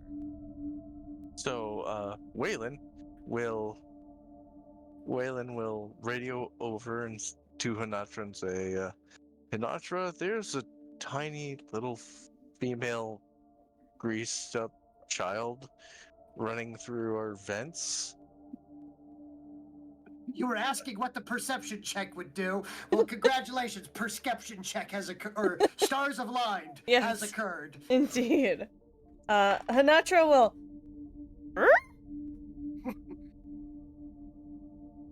And Hinatra will look around trying to find out what Waylon is talking about. What room is she in now? What room is Hinatra in? Hinatra, I would believe, is most likely going to be on the upstairs area, probably in either the east or west hydroponics area, as those have the most vents. Okay. Can you move her where she would be on the map? I would need a different map. One moment. For Hinatra? Yes. I'm going to pull up a separate map. Okay. I shall pull up 2 maps. One moment.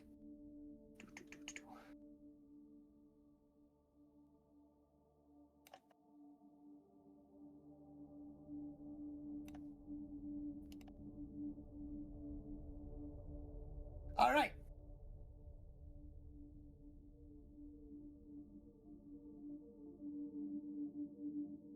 Why are you not letting me move this? All right. Anyway.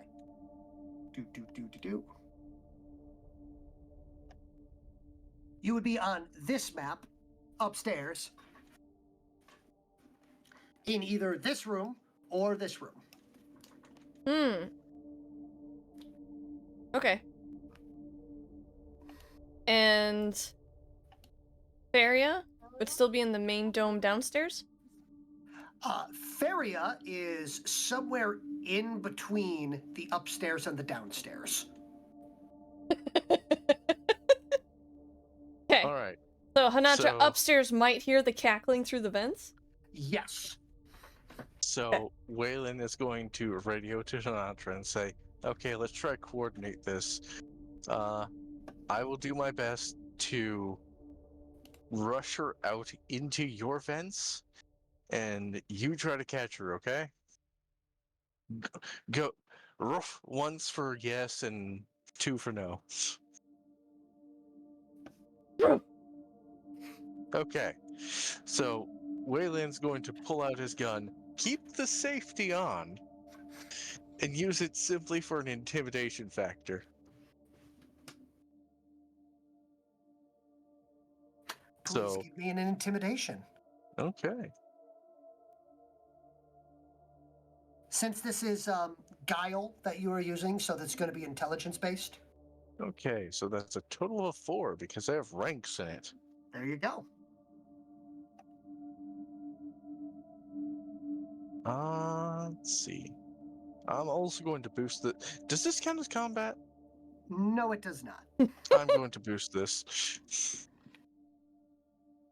It is a So. skill. So Yeah. Well, so an 8. So an 8. Yep. Hanatra, aka Paw, Mhm. if so, let's just say that this entire conversation and this plan between Waylon and Hanatra has been overheard by Feria. Ah. Wonderful. Don't think I can't hear you in the vents. Do, do, do, do, do, do, do, do, do. I remove my head from the vents, and I'm very tired of this. So Waylon's going to take it. Waylon's going to look to Abiskishkik and ask them, "Can you crawl on walls?" Would you like this one too? No, This I'm one you can asking, try. is it physically possible for your people to climb on walls? Like you have Number 3 will adhesive- pipe up in the background. This one will climb on walls, even if it costs them their life. No, please do not attempt to climb on walls if it is not a natural thing for your people. So, Pompador, yes. Hanatra would like to stick her head into a vent Okay. and howl. Give me an intimidate check. Okay. Do you have intimidate? Yes, I do. All right. I'm going to allow this one. Do you want to? Here we go. Hold on. Odds its strength, evens its physique. Okay. So you can do it with strength being the base for it.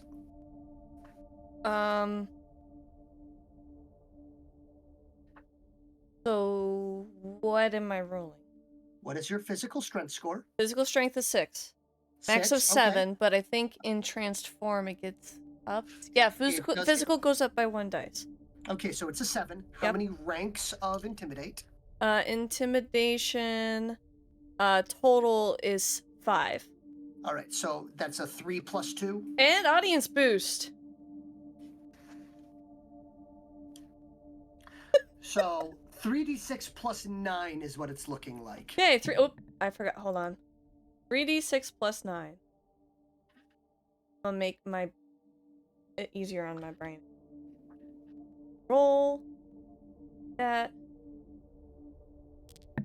Oh my god! I rolled triple ones. However, it's Oh my still a God. 12 with the 9. That is the second triple ones of the 9. Ruben says try that again. All right. We're the specialist people. We are so good. My goodness. So, give that roll, give me the result, and then I'm going to cut back over to Vizier and Phoenix at this point in time. Okay, All right, that's an there we go. 18. Okay, so that's going on over there. So, Vizier and Phoenix, is there anything else you are talking with Tretier about at this point in time? Or Tretier?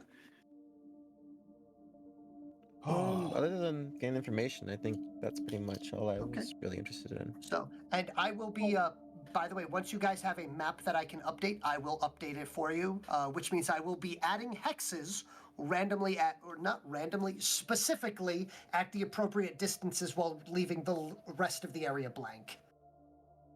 Okay. That's absolutely fantastic. Wonderful. Honestly, the main thing I am working with him is trying to build a base of negotiation. Okay. Because Lord Zip is great at a lot of things. Negotiating's not one of them. Because it involves talking. It involves talking to someone who doesn't yes man everything he says. So I'm doing everything I can to kind of lay a base work. So this is easy for him to do because I'm not going to make this deal without him. Understood.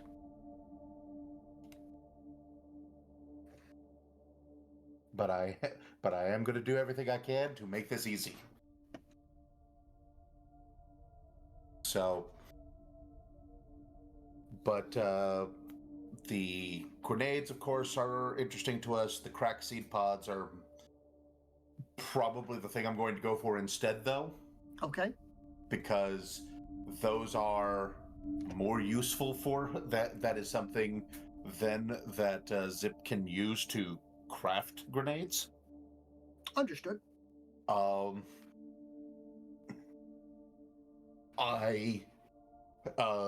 Vajir knows nothing about alchemical ingredients. So that is one of those, whenever the conversation goes to that, I smile and nod as they're starting to list off, and then just I'm writing them down for him, and that's about all I can do. Okay. Very good. So I'm notes of that. essentially just creating a wish list. Okay. And trying to at least gauge what we're going to have to do to get some of these things. Okay. While that is going on, and since conversations and dealings here have been going relatively well, he does offer a little bit of some finery to enjoy while you were conversing and everything like that. So some seeds are offered to be enjoyed in however way you would like it, or if you would prefer some Numclaw instead. Since trick seeds are going to be a stimulant, we're not going to go for that one. Phoenix, try some. Do it. Phoenix. I'm not there. You have to. Do it. Yeah, I'll take some. Oh, You're like, yeah. So can't be worse than coffee. It's So like the gas. question is, how would you like to enjoy it? Would you like to enjoy it in the form of a beverage, in the form of simply popping it in your mouth, or would you like to powder it and then take it that way? I think as a beverage. As a beverage, very good. So you will have yourself a delightful Trich seed beverage, which ends up being somewhere between... I guess the best way I could describe it is 5-hour energy if it was tasty. Ooh, Cool. that sounds delightful. Need that in real life. So it's just like, oh wow, it definitely while it does have that bitter and that semi-sweet taste to it, it's definitely more of a citrus semi-sweet to it. So it's got all of these strange notes to it and everything, and it's surprisingly delightful, and at the same time you don't think you're going to be sleeping for a while. But other than that, it has like no true outward effects or anything of that sort. Okay. That seems good.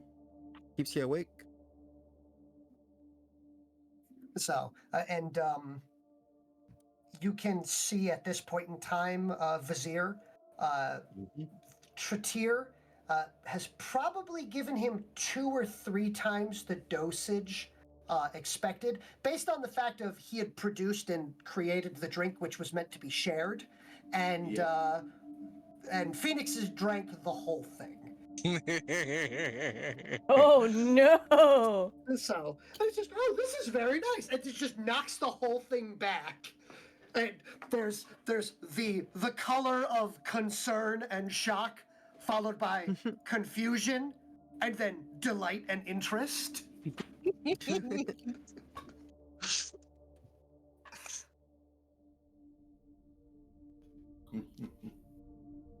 It's like, oh my goodness. It's like, he's killed himself.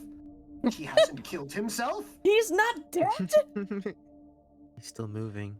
It's like, he's still moving. He's still moving? Indeed, someone's gonna get the zoomies. Yeah. Somebody is expecting zoomies, but zoomies don't occur. Maybe zoomies occur. Who knows? But... Right. You have not... You've only encountered them for today. They continue to terrify. From the little I have heard, they come from... They're the apex predator from a world of apex predators. And you're saying that I'm getting to sit here and enjoy a wonderful beverage with one. Beverage goblin needs at least... Sorry, go ahead. I have... Beverage bishkick. Yes. I've seen them perform tasks that would require half a clan.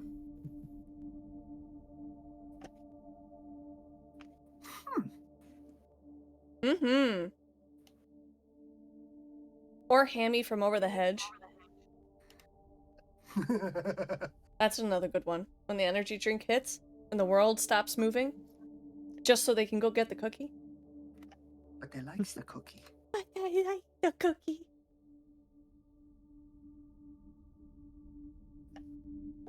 I need that in real life right now. I'm getting sleepy. Mm-hmm. I apologize for the sleepy.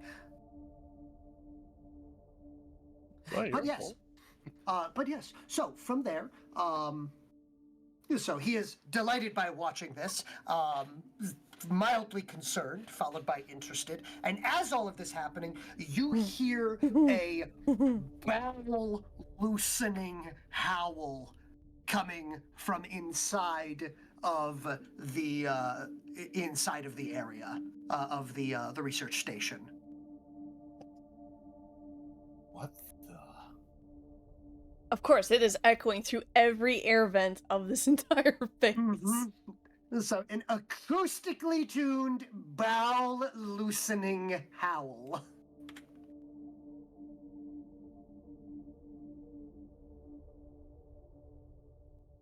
And then followed by that is a...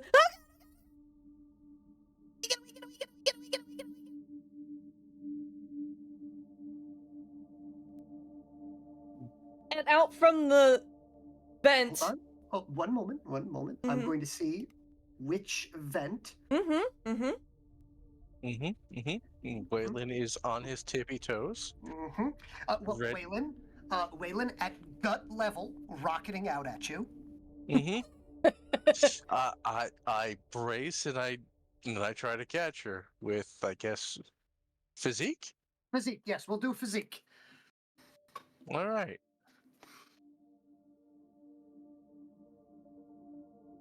Not bad. That's a total of 13. 13, okay, and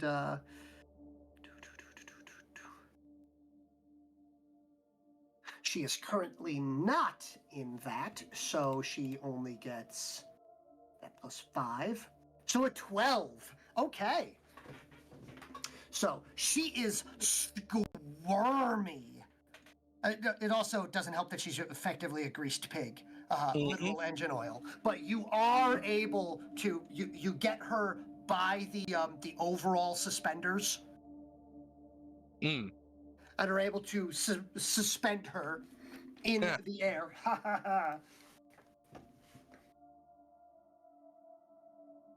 But yes, you have successfully caught what looks to be a 14-year-old human girl. is currently running in place. Yes, 100%. First of all, you're littering our base with all your candy wrappers. You're just jealous because I have candy. I'm not sharing. I don't want it, actually. I'm Good. not very particular for candy. All for me. Oh, I'll have all the exotic foods that this planet has to offer then. Ew. But who are you? How did you get into this base? And yeah, even though it was a big ship, I'm pretty sure I would have recognized a 14, 13-year-old girl in the on the crew manifest. Very prominent 14-year-old battle-hardened person. Thank you very much, but you're not gonna get any answers out of me. She's gonna cross her arms and her legs as she's floating in the air. Floating.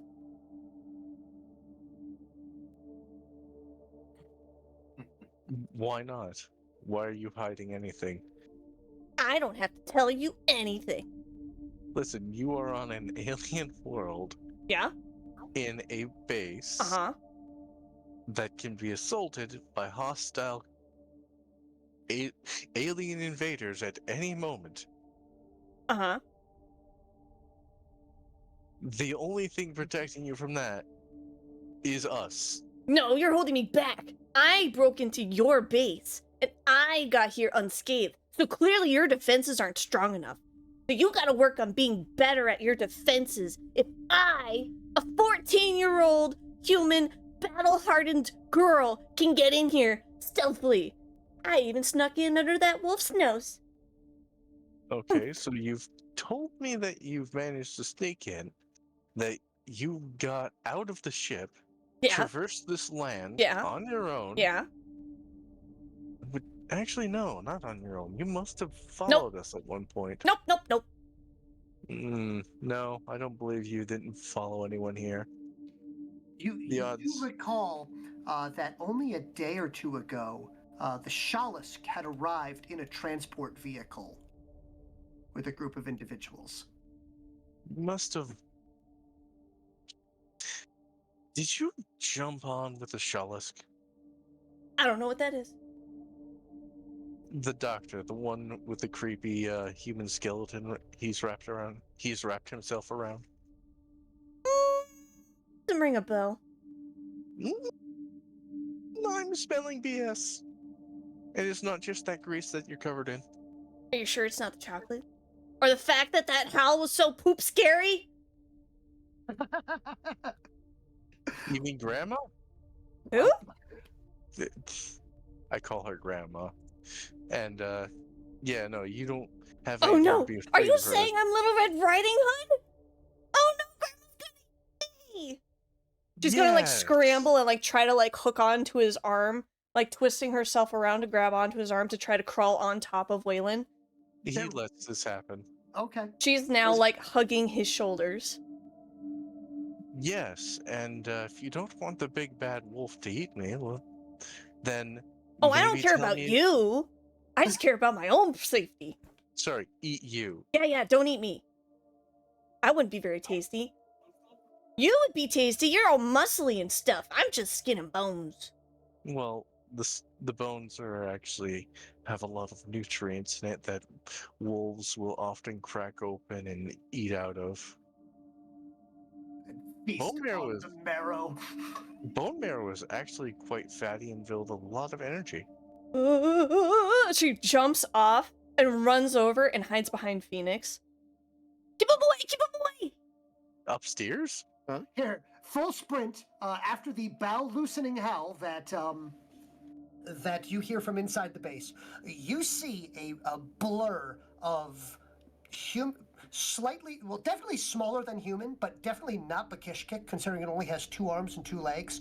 But a blur leap off of the research station and land on the barge, and crawl and hide underneath your half cape. Hello? What's happening? Keep him away! Keep him What's away! going on? Waylon Keep who away? chases after Who are him, you? and he's slower. Waylon, Keep that guy with the helmet on. Keep him away from me. And Wolf Wait, Grandma, keep Wolf Grandma away too. Wolf Grandma? Yeah. They're trying to catch me. What? Who are you? You'll never catch me alive. You don't need to know my name. You don't need to know my name at all. You don't even need to know of my existence. In fact, I'm just here as a distraction. I infiltrated your base. You gotta work on your defenses, by the way. Hello there, little one. Would you like some Trish seeds?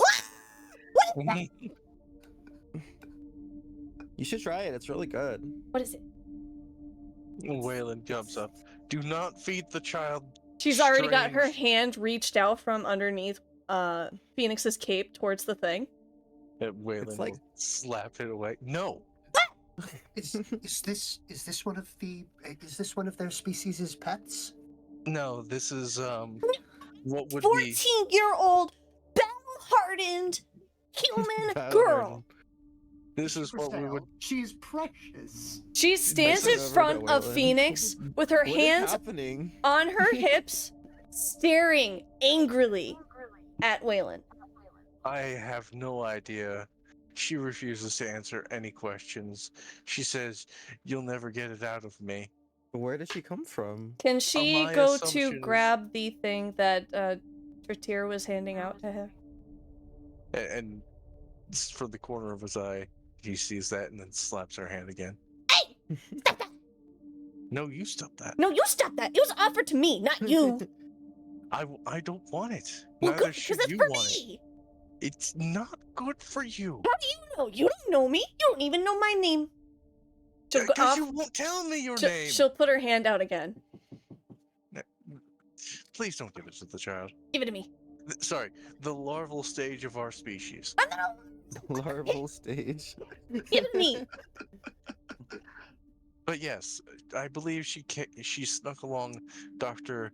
Gullup in his transport when he came to arrive Oh. and drop things off. Vizier, I don't know if this was an attempt on some form of entertainment, but it is working. Hey, weird alien thing. Can I have it? Try to find it entertainment. If she is so battle hardened, perhaps she is ready to meet Vakon. Oh. No, Vakon is simply friend shaped. He is not a friend.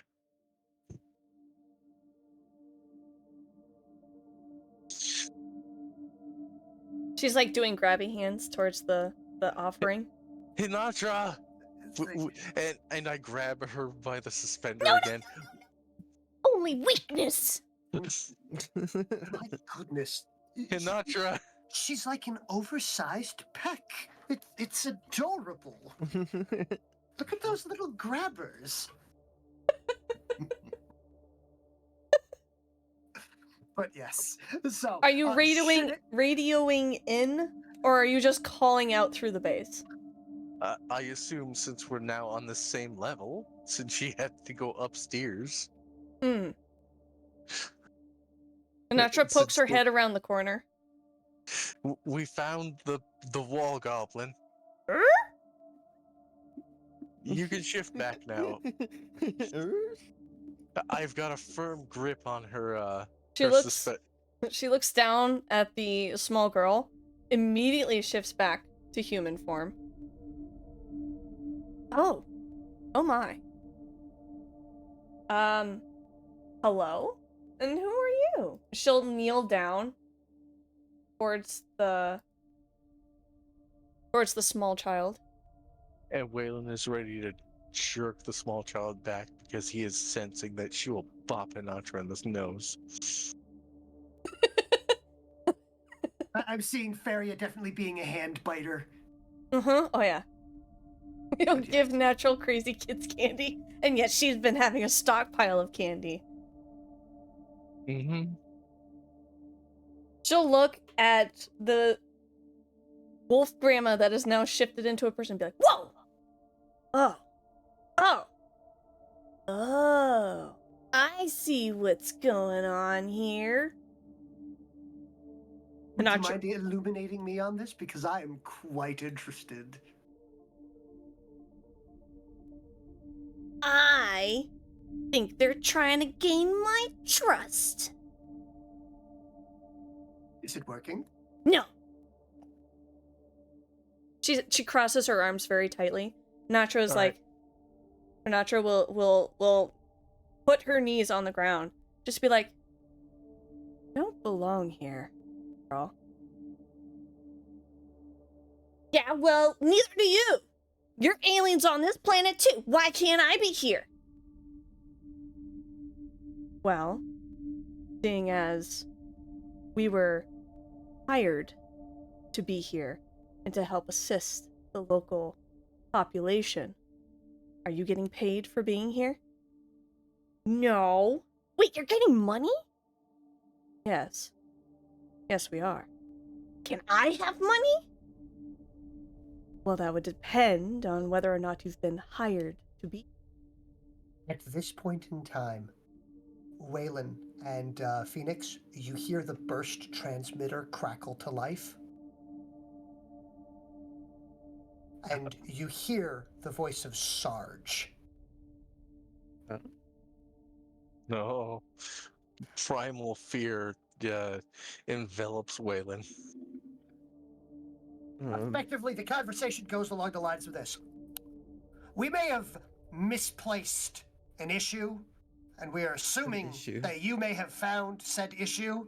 If you haven't found said issue yet, be aware there may be an issue. If you have found said issue, please confirm that you have found said issue, and I will pick up said issue. Is this audible, or is it just Waylon who hears it? Oh, it is audible. It is the burst transmitter. He confirms found the issue. issue has been brought into custody, sir. Feria is kicking and screaming and flailing as hard as she can. Understood. Do you have any bonding tape?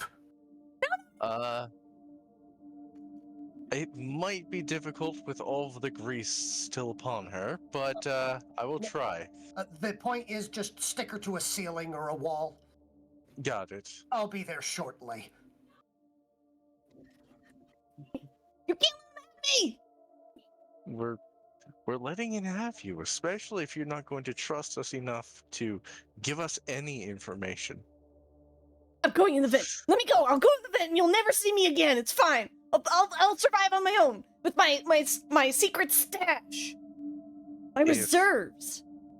If heavens forbid the enemy ever overruns the space, no matter how battle-hardened you are, they will find you.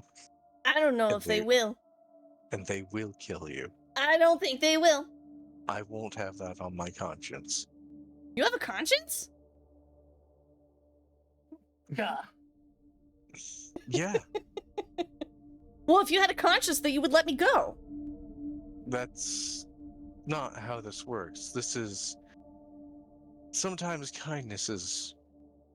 Brutal and unrelentlessly unforgiving? Yes. I'm glad you understand. No! You can't take me to a wall like I'm a painting! Well, you could make it easier and stay still and not climb inside the vents. Give me! Give you what? Anything! Hanatra will come over, pulling an object out of her pocket. I do think this one's attempting to barter.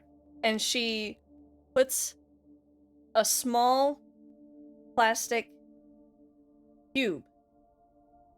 And there's a bunch of smaller cubes on it with different colors. Are you telling me it's a non-specific, legally distinct Rubik's Cube? Indeed. She puts it into Feria's hand and goes, if you can solve this and get all the colors on all the sides the same, without taking the stickers off, she points a finger at her. Squinting. And probably looks at Waylon. Yep. And squinting says, without taking the stickers off, I may consider bartering with Sarge to let you stay here. But you must do it in 30 minutes or before Sarge arrives. Feria will look at it, grab it, look at it. I'ma do this. Heck, this is gonna be the fastest escape I'll ever have. And she's like trying to fight with the plastic thing. She's like, how do I do this? And immediately is just distracted and focusing on trying to get this cube completed.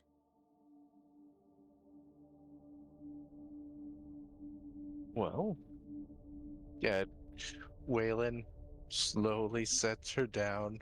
She just sits, like, her legs crossed and just straight tunnel vision on this cube. How did you do that? I am a mother. Tratir will lean over to Vizier and go, "You didn't drug that meat, did you?"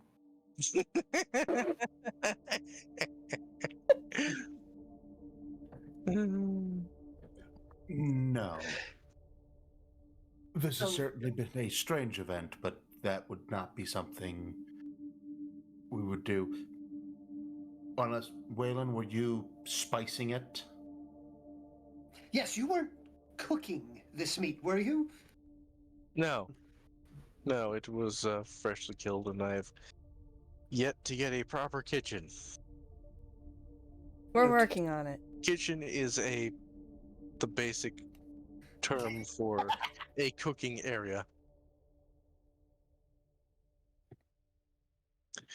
Where you have all of your cooking utensils.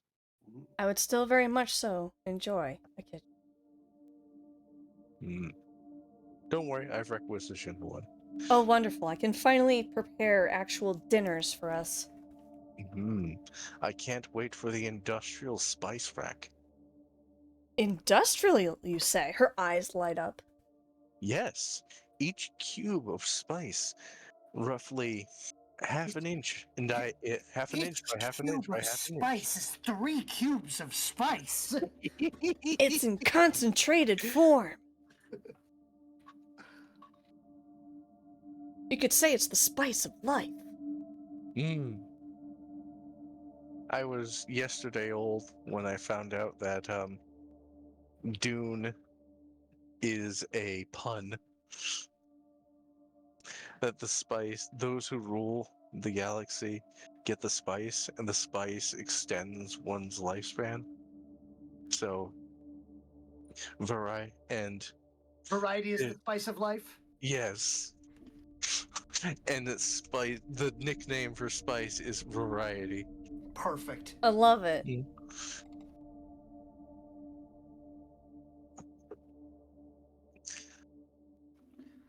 All right. All right. Well, so at this point in time, Tratir is going to go, well, this is absolutely fascinating and entertaining, and I do believe that we have a lot to unpack here. However, Waylon, I do have something to trade with you. Specifically give to you due to a previous agreement that has been made, and I have been informed that you have a map. I do. As he pulls out the holographic imaging array. All right. And he is going to, first off, be delighted with it, fascinated, want to poke at it, hesitantly, manipulators go out and then draw back in for a moment before looking, almost asking for permission. He nods. You may. Very good, very good. And I'm going to add a new note and update this.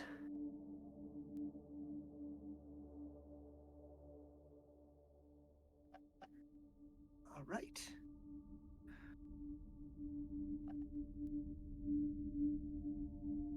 And give me just a second. And he goes, all right, and over here, and as agreed upon. Oh.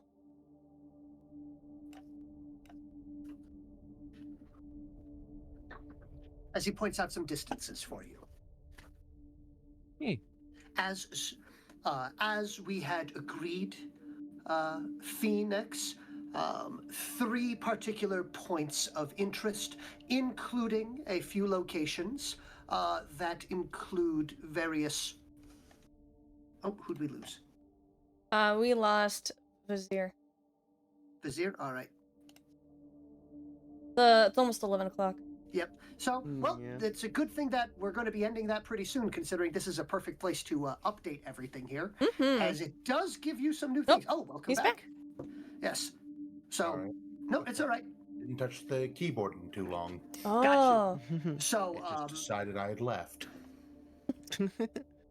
Happens. But yes, so the map has been updated with appropriate distances of a few major points of interest. Sorry, Echo. We will be ending relatively soon, I do believe. Yeah. Yippee. So save your points for next session.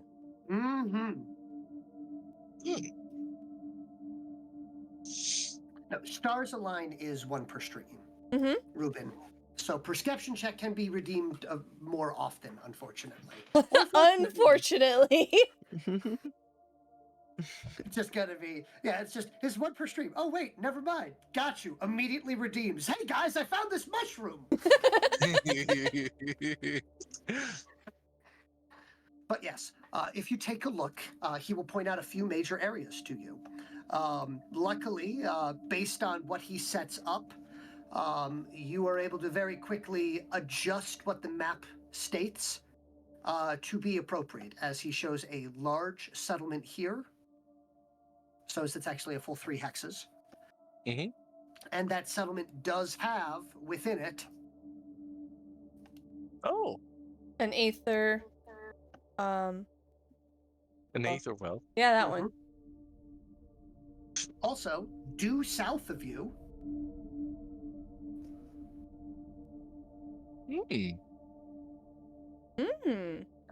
Another one. So, but the one that he does point out as being the largest point of issue is the fact of the nearest major settlement.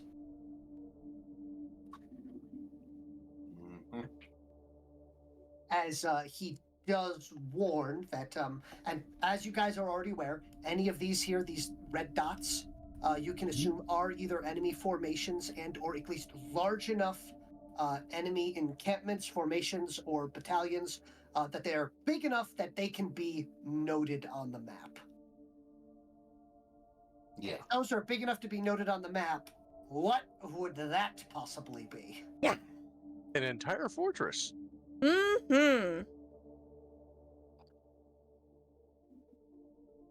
But yeah, you've gotten some new information to go with.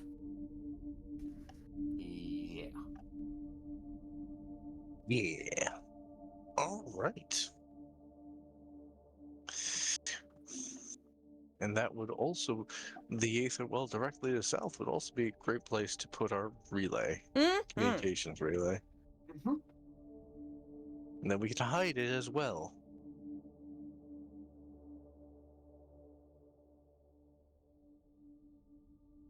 All right. Is there anything else? Do you want to do a wrap up of Feria sitting there on the floor, messing with the Rubik's Cube? Yep. With her tongue sticking out? Yep. Tongue sticking out. Okay. In that case, roll 2d6 for me, please. Sure. I know I could, but I'll have you roll it. So since my luck would be she's all right. So she has not succeeded, but she's not chewing on the thing. Not yet. Not yet. But the party will hear a bit of heavy. There is definitely the heavy thumping of something rhythmically approaching as it is getting closer. And even though you are floating in the water on this this tradesman's barge, you can even then still hear whatever this is approaching. What is that? Is that our expected visitor? Theria will lose a good portion of color from her face. Oh, no, I'm not done with this. I'm not done with this. I gotta get it. I gotta get it. And she's like starting to like bounce and like rock side to side as she's like sweating a little bit, trying to get this cube completed as much as possible. All right. Hey, Wolf Grandma, can we barter? What if I get just one side? If I get just one side, can you just ask for like a couple days or something? No, the deal's the deal. I said you have to complete all of the sides with the same color. Oh, I'm never gonna get it in time. Phoenix, Waylon, I will allow you guys to either make mistech rolls, detection checks, or an appropriate intelligence check as you see fit for what is approaching. Okay. I'll try Mistech, I guess. Okay. That would Waylon, be is there anything you would like to 2d6 roll? + 5. Right. And Hanatra, if you would like to roll something based on a big, large thing approaching. Perception? Or detection? Sure. Detection is fine. I would also like to roll detection. Okay.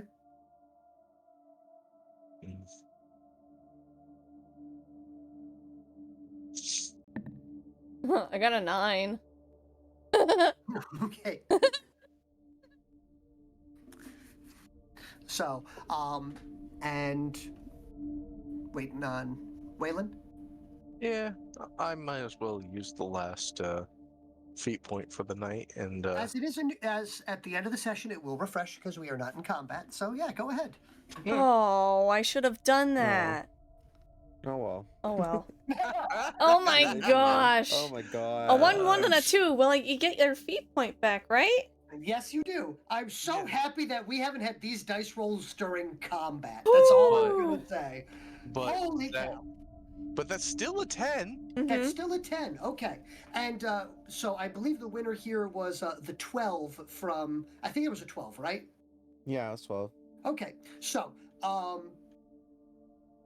the first thing is going to be Hanatra, which Hanatra turns and sees and doesn't get really any information because the only thing that goes across her head at this point in time is big. As a armature is approaching, and it is coming through the water in this direction. Anybody else seeing that? So, Waylon is going to turn around and is going to see the fact of, oh, that is a super heavy armature.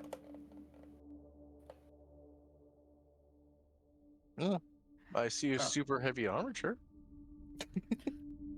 Is that what that is? So, as the majority of armatures go from light, medium, heavy, super heavy, and then there might be an MK5, but those are just myth. Don't worry about MK5s. That's just rumor and conjecture. So, but you will note the MK4 Ontas approaching. It's the MK4 Omtas. So, the Ontas, that's Greek for thing. Okay. So, specifically, this thing is what best could be described as the ugliest armature you have ever seen, as it is big, it is bulky, it is not designed to be pretty looking. It is obviously designed to provide maximum amount of depth. As looking at this thing, it has 6 what could best be described as either full-sized rail cannons. So, or you're not sure if those are like practically, 60 millimeter cannons, on its shoulders. But you do note that instead of having targeting arrays, it has 50 cal machine guns used to sight instead.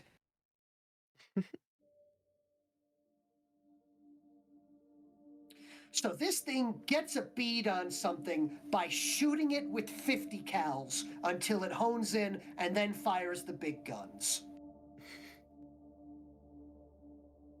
The 50 cals aren't the big guns. The 50 cals are its laser pointer. Wait, you said it fired at the base? No. I'm describing what it has for an Oh, armament. thank God. No, it's not. We would be You know, dead. it's not writing its. It's not writing its name in the snow with 50 cals. Okay. But this will approach, and the chest compartment will open, and out will pop the what best could be described as the physical and personality equivalent of beef jerky. As there is an old, grizzled, very tanned raisin of a man who has all of the overall physical joy that you would have of seeing a person sucking on a lemon. Why does that perfectly describe it to the point where I can see it in my mind? Well done. Waylon stands at attention and salutes him. So he gives a withering gaze down, looking at the group. Hinatra's So like, we'll give. Hinatra will kind of like look him up and down, like, who's this guy? What is Sarge? Oh. He says without moving his lips. Without moving. So luckily, so what happens from here is he will scan the area. He will see Junior Lieutenant, and he will salute the Junior Lieutenant. I will salute back. So, as strangely enough, Phoenix outranks him. Oh. For reasons. Oh. Hello. For reasons. Wait, hold on. Let me just. Well, hello there. Yes. That was good. So, as he gives a quick look around and just goes, Feria, you have 15 seconds to get inside of the Ontas. No, I'm almost done. She's like hovering over something, facing away from Sarge. So, in the best way I can describe it is in the way that you would expect from mail call, or if you would prefer, here. Oh God, I cannot drill sergeant, unfortunately, very well, but Would you like very me? very full metal jacket, very mail call, because it's the same individual. You think Angriest could?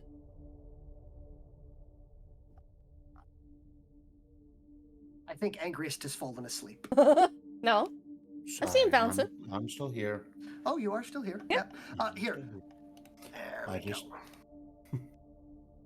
It was Keeping a you very going? human-centric moment. Yeah, sorry. There we go.